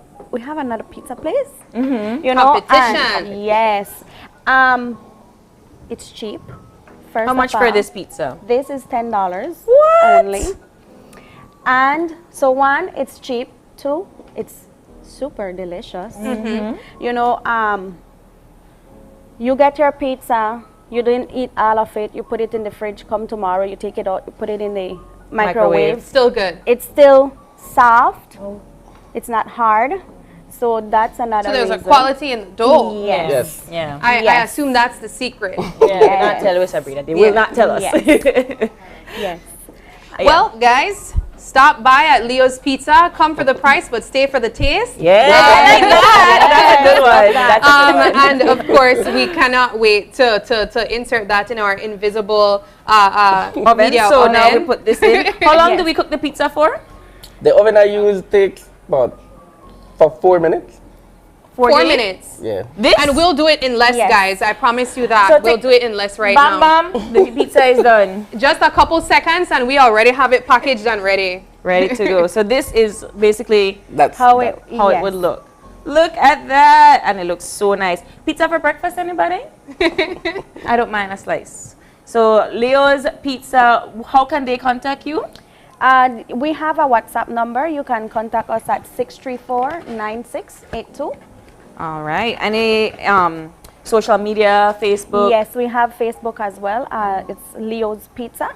Okay, and they can order through that as well? Yes, through Messenger and WhatsApp. And they can start ordering as early as morning to have their pizza ready for 11 o'clock. Yes. All right. Yes.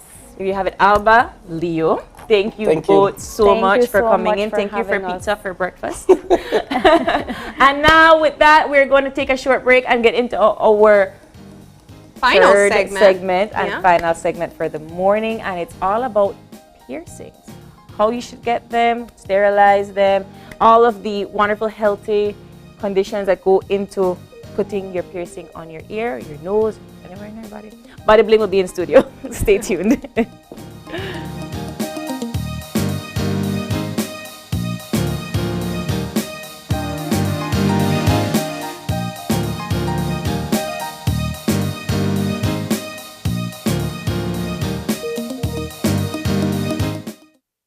Do you have information about a crime or a fugitive in our community? You can submit a tip anonymously with your smartphone. Using this program in safeguarding our community also protects your identity, keeping you out of the court system, and could earn you a cash reward. Here is how it works. Download the free P3 Tips app from the Apple Store or Android Market. P3 is the provider of our secure anonymous tip collecting software. Open the app and create a PIN, but be sure to remember that number, then select your location. Next, select the type of crime. When submitting a tip, be as specific as possible. If you have a picture, video or audio that will help officers, you can upload them from your phone. Information leading to an arrest can earn you a cash reward of up to $1,000. Once your tip is submitted, you'll be given a tip ID and password. Check back if your tip leads to an arrest. You'll be told how much you were rewarded and how to anonymously collect your cash. Hello eCash user, the eCash app is now available in Spanish. Changing the language in your eCash app from English to Spanish is quick and easy. Let me walk you through the steps. First, open your eCash app. Enter your PIN. Tap the More icon at the bottom of your screen. Choose Security. Select Language. Tap on Spanish. Then re-enter your PIN. And that's it! Your eCash app is now in Spanish, and you can continue to enjoy your eCash digital wallet. Belize Bank's eCash app makes life easier.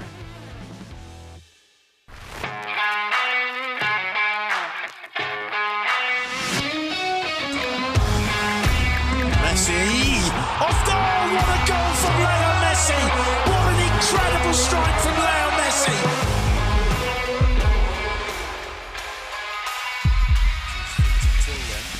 Neymar and Messi is standing over this.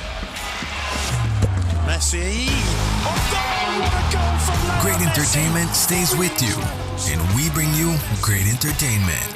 Next Gen, the ultimate digital experience.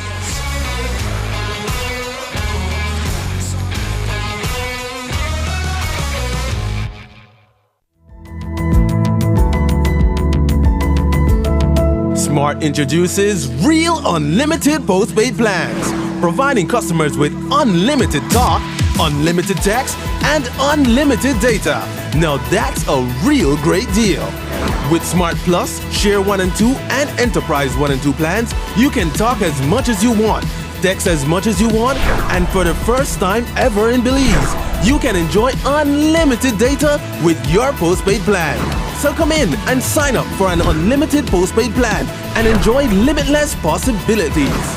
In addition, other plans such as the Flex Junior, Choice, and Select have been boosted with a lot more talk, text, and data, providing you with the best value for your budget.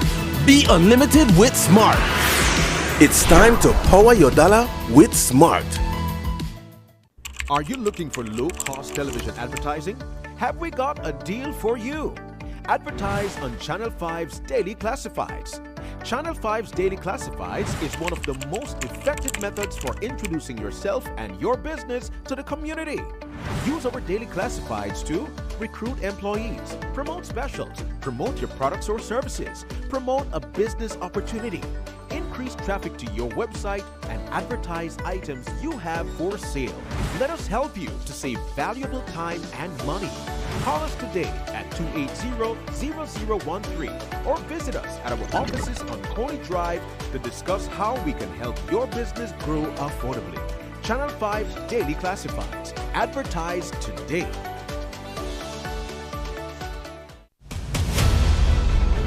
Dwayne Moody, Isani Cayetano, Marion Ali, Paul Lopez. Your News 5 Belize teams do whatever it takes. Go wherever they need to go, so you can catch the story wherever you are, whenever you want, on whatever device. Channel 5 Belize on television, Facebook, Instagram, and YouTube. Because news is now everywhere, all the time. And so are we. Whether you're at home, on the road, at work, or at school, if you see news happening or suspect that something might be up, call or text the Channel 5 News Belize tip line at 672-5555. You don't have to give us your name, just give us the tip. That's 672-5555. Call or text us so we can check it out.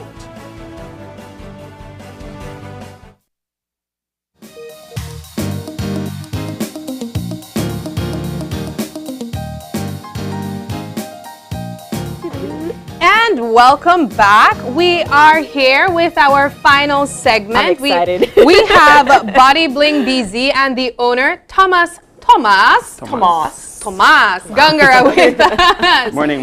This is absolutely exciting. Yes. But I'm sure, April was trying to hint that it would be me, but really it was her, guys.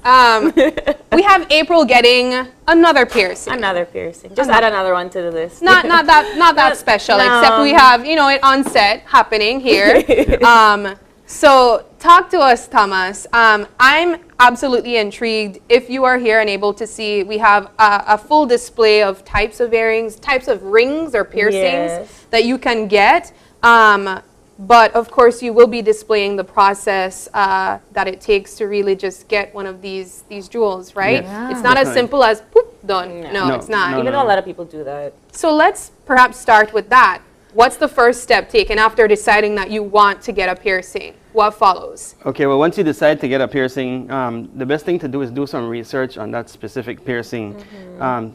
Living in 2023, there is no shortage of information or videos online where people are sharing experiences that they've had and giving their recommendations on, what route to go through to get a piercing.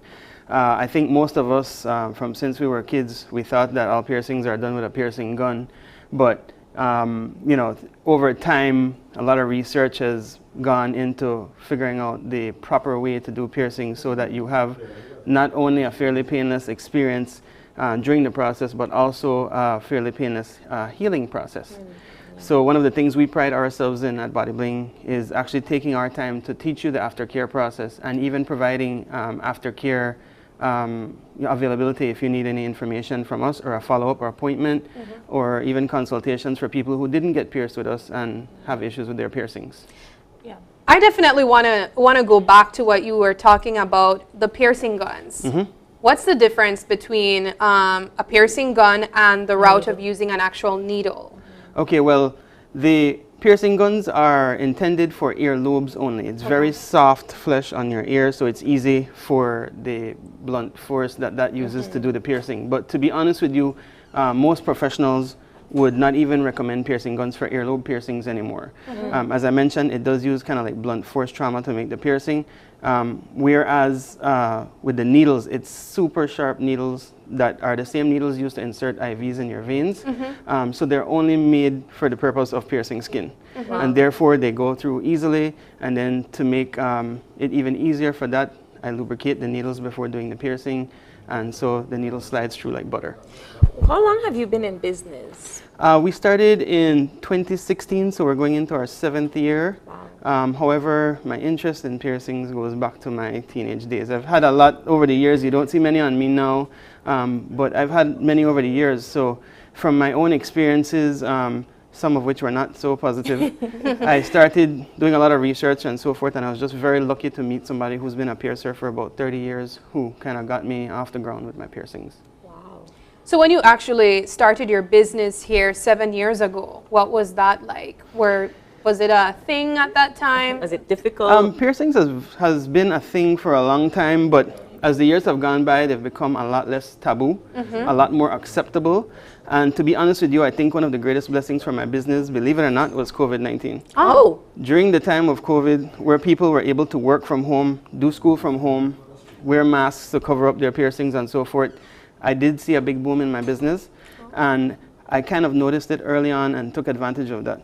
One of the things that forced us to do was to amp up our sterilization and safety and make sure our work area is clean.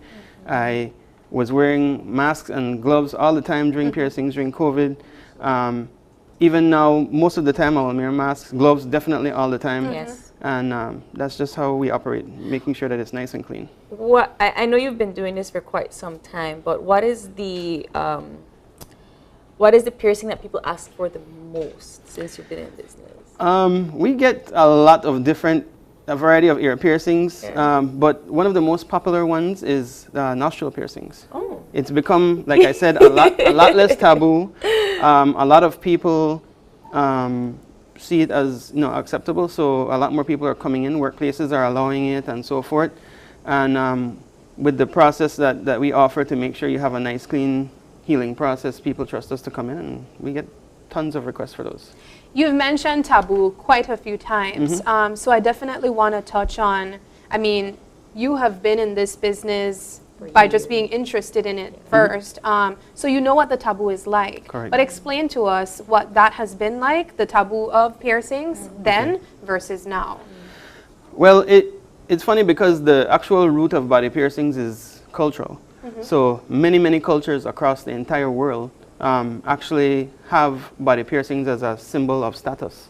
So depending on the piercing you have, and not only that, but how large the gauge is or how thick the piercing is, that shows your seniority and your status within society. That would be the tribal. Yeah. There's various others. There's lip piercings and nose piercings and so forth that have symbolism in cultures as well. Nostril piercings are very prevalent in Indian cultures as well. But our society here in Belize is a little bit more traditional. The roots that we have here are a bit more traditional, so we're a little, I guess you could say, slow off the blocks when it comes to catching up with the rest of the world with trends and also what's acceptable and so forth. But it's become a lot more eased off in the last few years, and I've seen a big surge in people requesting piercings and not having an issue with the workplace or schools, though there are some places that are still a bit traditional. What made you decide to take your business on the road and do tours? Simply because word was getting around about our business, and we started getting a lot of requests for people asking if we would actually come and do house calls where they are. Okay. But it's not really efficient to go somewhere out of the city and do house calls. So we came up with the bright idea to do a pop-up shop one time. It all started in Belmopan, which ironically will be there again tomorrow. And it just kind of took off from there when people saw us posting going, hey, we saw you were in Belmopan. Are you going to come to Orange Walk anytime soon? Yeah. So now we have a rotation system where we do pop-up shops once a month in several different places. So we go to Belmopan, Orange Walk, San Ignacio, and then every other month we'll go to like Key Cocker and Placencia. Right? So we do get around quite a bit, and our pop-up shops are very successful. They're one of the backbones of our business model. Wow. I love it. So I know that you are going to inflict some pain in my ear. Yes. So do you want to show us step by step how you get started in preparation? All right, well, definitely. The first thing I do definitely is put on gloves. Yeah. So I already have some gloves here. I like the I'll gloves. get those on for you. Yes, everything is, I'm a marketing guy by trade, so everything is branding and the black gloves. I love it. The We love it. We love the aesthetic. With the body bling and the gold goes with the body bling. I love it. Now I'll lift this up for the camera, but here is my tray of tools that I will have that I'm working with. I've already selected the appropriate gauge of needle that's going to go with the jewelry that we're going to be using in your ear. I want to know about the different types of like tools. They all look like scissors to me, but I know that it's not. Right? Okay, so these are all actually surgical grade tools. They're pre-sterilized for this purpose. And each of them has a specific purpose. Some of them are for holding jewelry. Some of them are for pinching the spot that I'm going to pierce so that it flattens out the skin and makes it easier for the needle to travel from end to end. Okay. We also have some that are specifically for just cutting tubes that we use in the process and so forth. So everything has a purpose here. I think I'll be using all but one of these once we do April's piercing in a minute. And you have different needle sizes for different areas that you have to pierce. How does that selection come? Okay, so based on the piercing that you're going to get, there's what we refer to as the typical gauge. So the purpose of choosing different gauges for different body parts is that different body parts have different types of flesh, different types of material.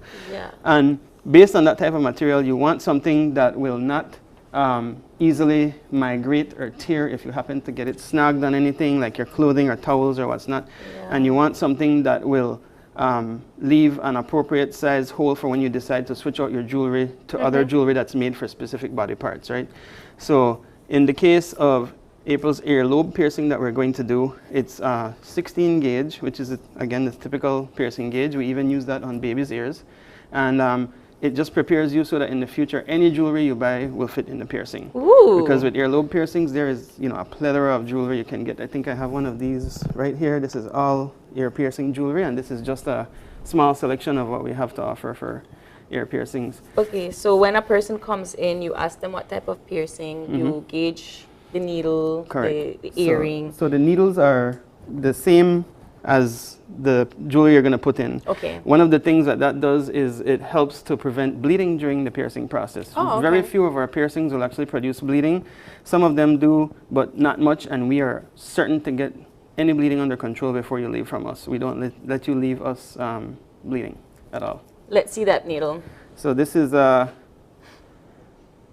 what's called a catheter needle. They're color coded, so I didn't bring others with me, but this particular gauge is green. Okay. I also have certain tricks that I do during my piercing processes that do help with preventing the bleeding and so forth as well too. So in some cases, I will use a little bit thinner needle to do the piercing, so that when the jewelry goes in, it's really nice and snug in there. Oh, I love that. Yeah. Right. All right. So the next step in the process would be a quick cleanup of the jewelry. I brought a couple different earrings here, but I noticed that I have one that matches the one that you have on your other ear. So I don't know if you guys can get a close-up on this, but I'll hold my hand nice and still, see if you can zoom in.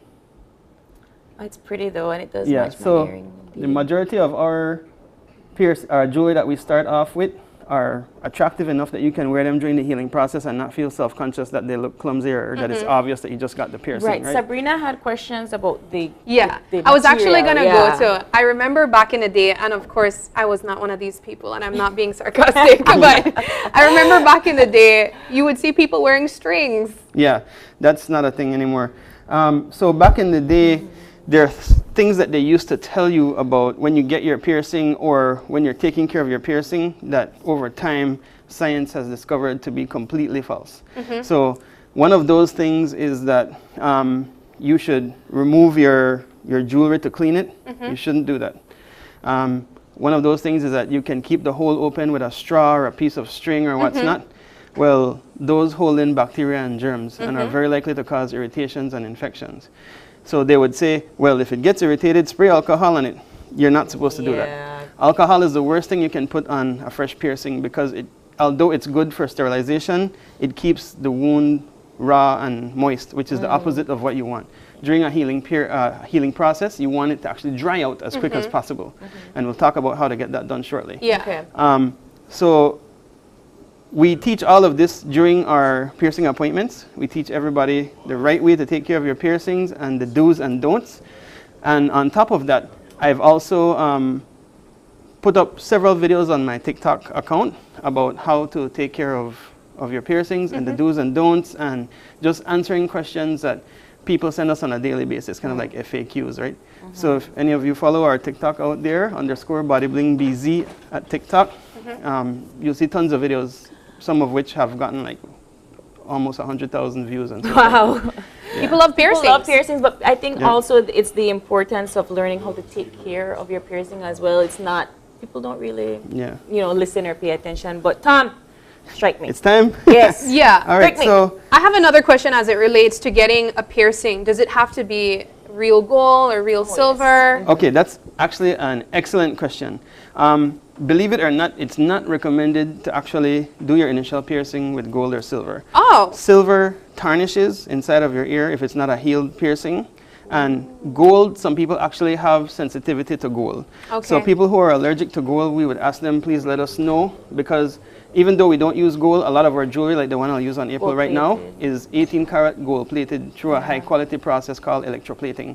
So they don't fade or rust or anything like that. But the stainless steel is a lot safer. It's a harder material, so it's not easy to bend or break if you happen to snag it. And then we have them in the appropriate gauges that you need for the piercings. Whereas most jewelry from a jewelry store will be much thinner than what you should actually have. So do you, oops, sorry. No, I was going to say, I love that you're clearing up a lot of misconceptions, because that was one of them that you hear continuously. You get a fresh piercing, make sure it's real gold or real silver. Do people bring their own jewelry with them so that you can pierce? A lot of people request to do so, and it's something that we used to allow in the past, but it kind of becomes a headache for us because like I said, the needles that we have are to match the jewelry that we have. And if you bring extremely thin jewelry with you, you're going to end up bleeding all over my studio. And that's something we want to try to avoid. It's going to be a bloodbath. Yeah, we don't need that. Oh. So what if somebody has an allergic reaction? So since we use primarily surgical grade stainless steel and titanium, implant grade titanium, it's like 99% impossible to be allergic to what we use. What's more important is the aftercare. When people do the whole twisting and turning routine and the taking out of jewelry and so forth, they get irritations and reactions, and the first thing they'll do is blame the jewelry. So don't turn or twist. Another misconception. Because I was told, oh, if you want to make it heal faster, you well, turn it. I was going to get to that when I give you the aftercare instructions, because I'm going to walk you through just as if I'm doing an actual We're getting ahead of ourselves then. Right. Let's do this. My heart is beating already. We were just stalling because we know April is nervous. I got you, girl. So I'm just going to re-sterilize my gloves with some green alcohol here. Let it dry a little bit. And then I'm going to actually, let's bring these down and put the jewelry where the camera he's already marked my ear for where he's going to put the so April's ear is pre-marked. Just as a backstory, April's already a client of Body Bling. She's been at our studio before. Many times. So back to the question about the tools, right? I found out over the years that it's very easy to drop and lose some of the pieces of jewelry. So I use these tools for holding the jewelry when I'm going to do the piercing. So I prepare this in a way that I don't have to physically push the earring into your ear myself. Oh, okay. Just makes it look even scarier, doesn't it? Well, I think it looks cool. it may look a little scarier, but it makes the process a lot easier. For you. Okay. So when you're doing this, you don't just put the earring in first. No. What I will do is I'll create the hole using the needle. And since this is a catheter needle, it leaves behind a little plastic tube. I will cut off a piece of the tube to make it closer to the actual piercing for me to push the jewelry in. And then you'll see me push the jewelry through. Right. So what I'll do now, as you can see, the needle is sealed. I'm going to break the seal just to have that ready.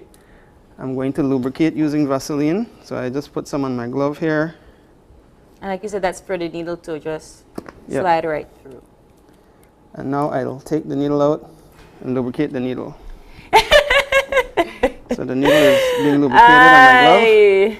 Gosh, what else I'm the one making her nervous. What else would OIE do to me? So now is the moment of truth. This is my first time doing this live on camera. All right. So it's not your first time doing it, though. No, live on camera, live on camera. I'm so excited because it's not me. Yeah. So in most cases, I will put a marking on the ear. As you can see, April's one is pre-marked. So it's her second earlobe piercing where you see a little purple mark right there. And then I'm going to clamp the ear with this tool. This is called a forceps. All right, and then I will count to 3 and line up and push the needle through, right? 1, 2, 3. There you go. Then I remove the forceps. You'll see a little tube hanging in her ear. All right, April, let's dry your tears. And then I will actually cut off a piece of this tube. Oh, wow. On a scale of 1 to 10, how painful was that? 10 being the worst. 1. Okay, now we line up the jewelry with the tube. I'll just hold the back of the tube so I can pull it out as the jewelry goes in. Then we push the earring in. Now it's just to get the ball on and it's done. Sometimes getting the ball on is the hardest part of the process. But that's another reason why I use the tools, because these tools are made to hold these things so that I can't drop them and lose them.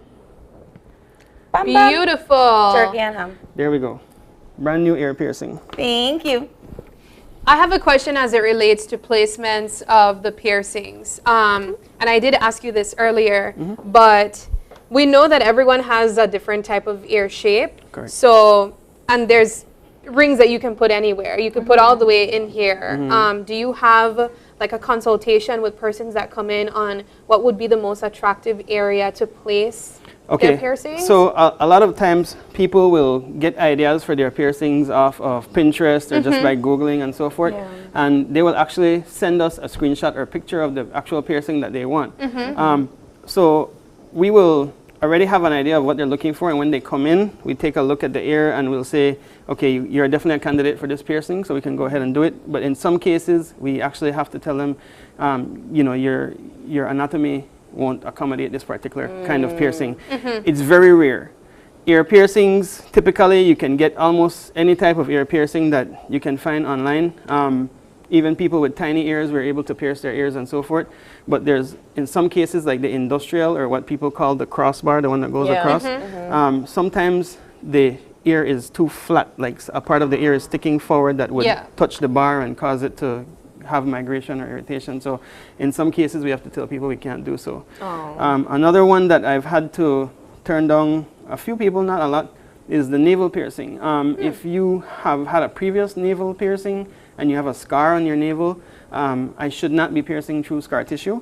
It's extremely hard for scar tissue to re-heal, and you will end up with irritations or reactions to that. So now that you've inflicted my ear, yes. All right. How do I take care of this? All right, so the biggest thing that I have to restate is do not use alcohol or peroxide, Dettol, triple antibiotic, Vicks, any bush remedy where your auntie or granny might give you. But no Vicks. Vicks fixes everything. Vicks does not fix ear piercings. Say no to Vicks. Actually, the only thing you need is piercing aftercare solution. It's a specific medical grade solution that's actually used in hospitals for a couple of reasons. One of them is for washing wounds, and the other is for actually helping asthma patients to dry out their lungs. Okay. So basically, all you have to do, I'll actually show you the process. Okay. So you use a paper towel sheet, a clean paper towel sheet. Do not use Q-tips. Do not use cotton swabs. Those let go fibers, and those can actually cause irritations if they get stuck on the actual hole. So what you'll do is you will spray the front and back of the piercing. So if we can zoom in here, I'm just going to give it a couple good blasts on the front and the back. All right. You let it set for about 3 to 5 minutes, and then you use the pointy part of the piercing, of the paper towel, to clean around the piercing.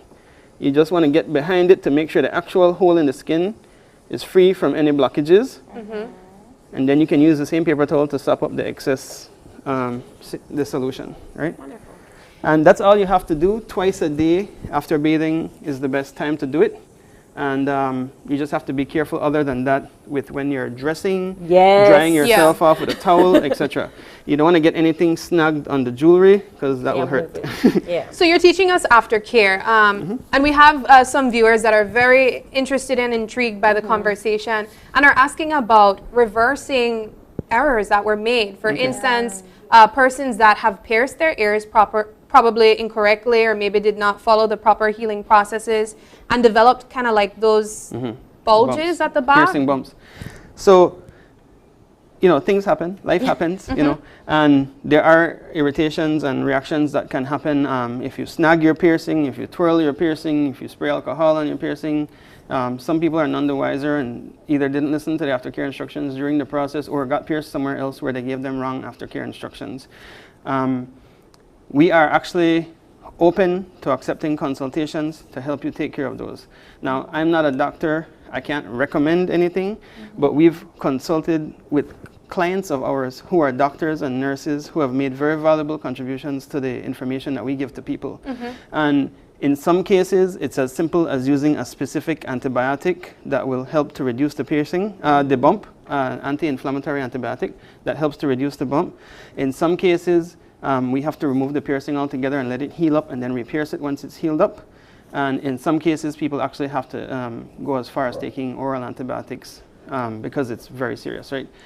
Very rarely have we had anyone with a reaction that we weren't able to help reverse it. So the best thing to do is if you have any kind of irritation or reaction is to contact us as soon as you detect that something is not normal. If it gets very swollen, painful, red, even after it's already been healing or it's not, that's a sign you should contact us, okay? And, you know, we just do a short consultation with you, give you the advice you need, give you the names of the medications that we suggest. I can't recommend, I'm not a doctor. Suggest based on what we were taught by doctors and nurses. And in some cases, we'll tell you, you know what, you should probably go see a doctor about that. All right, so now that you put this, what is it called, saline solution? Yeah. Saline solution, no creams, no nothing, just spray your saline. How long do I have to do this? Okay, so this particular piercing, the earlobe piercing, takes approximately 2 to 2.5 months to heal. So 4 to 6 weeks and you'll be completely healed and able to switch it out. During that time, we recommend that you do the saline twice a day. After bathing is the best time. So you actually wash it off with a gentle soap like a Dove sensitive skin or a baby soap. And dry, pat dry. Don't rub, pat dry. Do your saline, your cleaning process. Twice a day. It takes 5 minutes. Very simple. 5 minutes twice a day. Why are the misconceptions surrounding things like creams, putting triple antibiotic or something like that to clean? What causes people to go that route? Most of the time it's tradition. A lot of times, for sure, the Vicks. Yeah, people will have, you know, their mom and their grandma on their side talking to them, you know, put Vicks on that thing and make sure you turn it every day. That's how we used to do it. And over the years, it's just been proven to be completely the opposite, right? Twirling your piercing is a lot like scratching a scab on an unhealed cut before it heals. It'll get irritated and reverse the process, and you don't want that. You want it to dry out. You want it to sit there as still as possible, and don't worry if it feels like it gets stuck. That's a part of the process. Don't freak out. It's not embedded forever in your skin. Once it's healed, it will loosen up and start to move on its own, and you will see a huge difference in terms of comparing to other processes that have been taught in the past. So Thomas from Body Bling, professional body piercer. Where can people find you? Where are you located? How can they contact you? And what are the hours that they should contact you? Okay, first of all, we work by appointments only, so don't just show up. However, we are on Facebook and Instagram at BodyBlingBZ. You can also WhatsApp us at 634-BODY, that's 634-2639. Our operating hours are usually from Monday to Friday, 9 a.m. to 6 p.m. That's when we're available to chat and discuss with you. But we do have our appointment times are usually afternoons going into evenings. Believe it or not, this is not my full-time job. I do have a full-time job. So I just take appointments when I know I'm going to have some free time. Luckily, I also work from home, so it makes it easy for me. Yes. You can also catch us in your area because we do pop-up shops all over the country. On screen right now, they have our upcoming schedule. So we're doing Belmopan tomorrow. On the 4th of March, we'll be in Keycocker. March 11th, we'll be at Coffee Stains in Orange Walk for their anniversary. And then March 25th, we will be in San Ignacio. So as you can see, we plan out our pop-up shops ahead in advance. Couple of months in advance, right? Very well. We were just in Placencia this last weekend for 2 days. It was very successful. We were at the grand opening of a new tattoo studio down there called Placencia Ink Tattoo. And it was excellent. So we love doing our pop-ups. We love traveling around. But we do take appointments during the week here in the city. All right. Thomas, thank you so much. Thank you for having me. Piercing. Thank you. Thank I you. hope I can take care of it. And with that, actually, wait, on that note, before you go, sorry. Ooh. I am gifting you one of the aftercare solutions. Yeah, and I need this. I have one more surprise for the rest of the ladies on staff. Ooh. We have a few pairs of stainless steel earrings that, thank you. that we sell that we're going to be giving to the staff. So don't do it yourself, though. That is beautiful. These are for your piercings that are already healed, for earlobe piercings, right? Oh, man. They're gorgeous. They're like, what are they called? What are these called? Those are ear studs. These are just ear studs. Studs. Ear studs in different designs. So we have different shapes and so I don't see one with a Faviani. I want to ask, though, because we did see some stuff. I believe one of these here was just like a little clamp, so you don't necessarily have to pierce, but you can get the jewelry still. Yes, from time to time we will have some jewelry that are just cuffs. So that particular one that you were showing is a nose cuff. It's actually an African style nose cuff that became very popular a year or two ago. So we just have a few of those in stock as well. But we prefer to do piercings. So I also forgot to ask, thank you so much. Pricing. Okay, what do one of these cost? Well, the pricing does vary, so we do recommend contacting us because one of the things that will determine your pricing is how many piercings you're doing. We do give discounts if you do 2 or more piercings, and the more you do, the more you save. Is this 1 or 2, or is this like... No, each individual piercing. The pricing is per piercing, but if you do both, there's a discount right away. Did you find one already? This is mine. Oh, get it. I found one too. I like this. I like the shape. It's almost like an A. Wonderful. Thank you so much, Thomas. Thank you for showcasing your lovely array of jewelry. And of course, you sell these jewelries as well, right? It's not, you don't have to just come in and get a piercing. No, you can contact us. The best way to contact us about the jewelry is through our WhatsApp. We can send you pictures of what's available, especially if you already have piercings and you know your gauge and so forth. And we also offer delivery within the city, and we ship countrywide as well. Great. Beautiful. Thomas, thank you so much. Thank you. With that, we are going to take our final break, Sabrina, and we'll be back for wrap up. Stay tuned.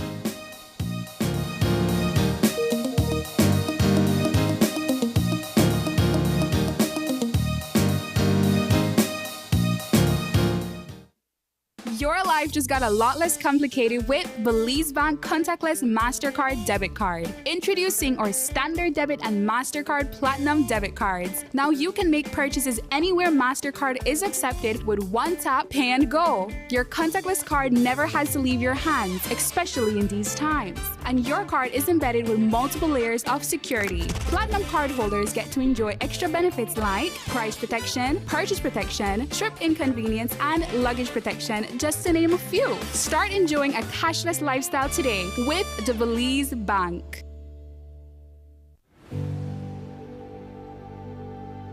On behalf of the Social Security Board, I extend our deepest gratitude for taking the opportunity offered to be a part of this amazing learning experience. Today, you graduate empowered with knowledge. You graduate with a new skill set that you can put to good use and benefit from it.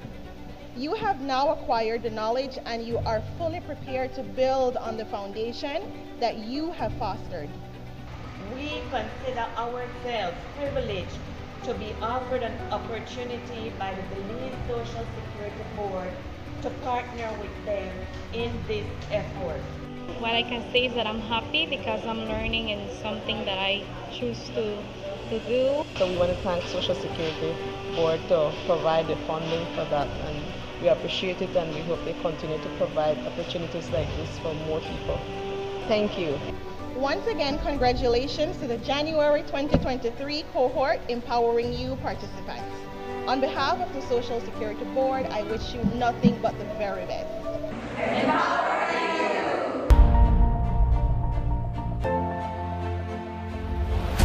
The future of Belize belongs to its people, and its people deserve the best possible future.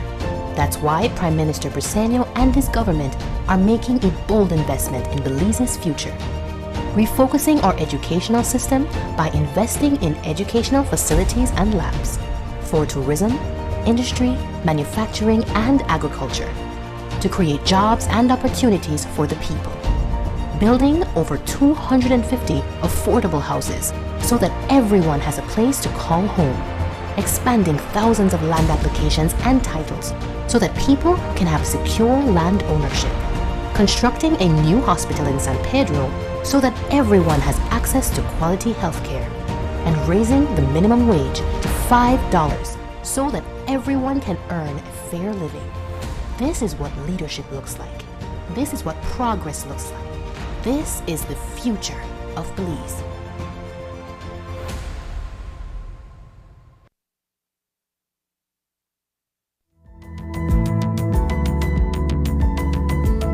Smart introduces Real Unlimited postpaid plans, providing customers with unlimited talk, unlimited text, and unlimited data. Now that's a real great deal. With Smart Plus, Share 1 and 2, and Enterprise 1 and 2 plans, you can talk as much as you want, text as much as you want, and for the first time ever in Belize, you can enjoy unlimited data with your postpaid plan. So come in and sign up for an unlimited postpaid plan and enjoy limitless possibilities. In addition, other plans such as the Flex Junior, Choice, and Select have been boosted with a lot more talk, text, and data, providing you with the best value for your budget. Be unlimited with Smart. It's time to power your dollar with Smart.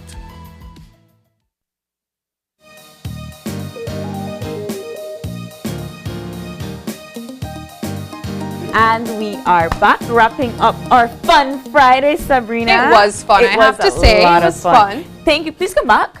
I love my co-host, you know, every now and again, but it's nice to have another lady on set. She understands certain things like makeup. Yeah. You know? But I appreciate that you were here with me this fun Friday. And of course, we want to thank all of our guests who you know, graced us with their presence this morning. Thank you so much again to Her Excellency Ambassador Michelle Kwan for coming on that wonderful cultural tour to San Antonio with the OIE crew.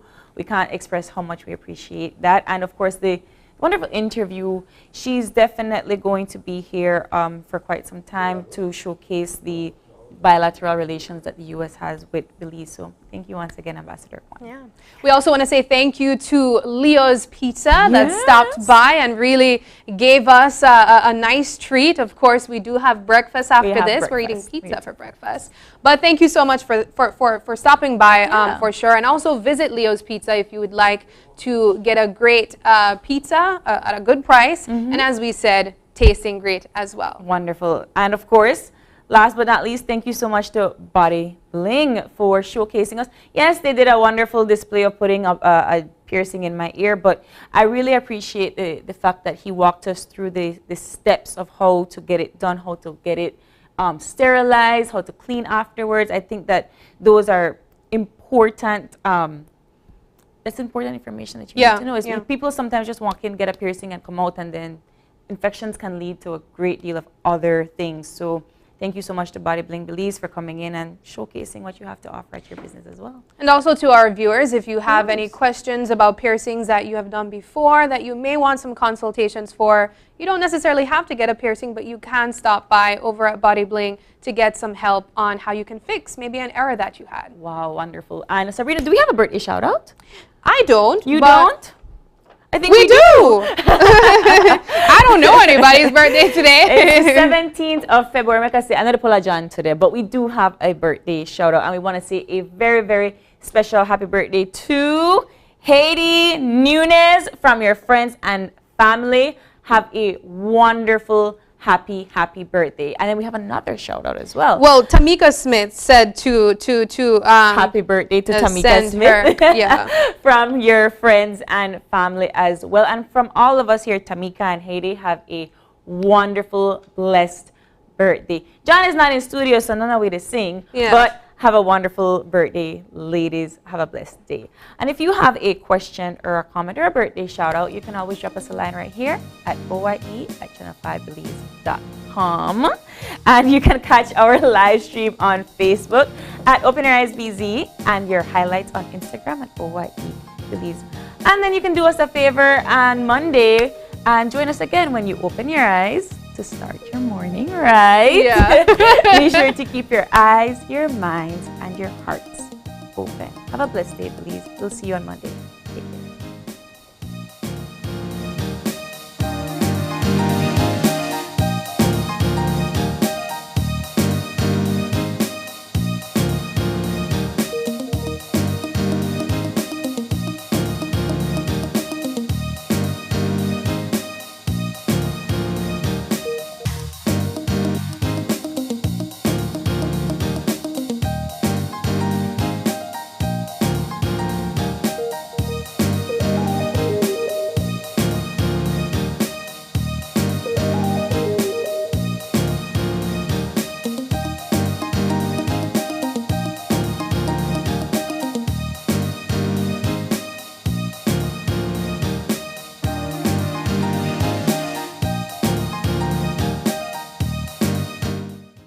Open Your Eyes was brought to you by the Belize Bank.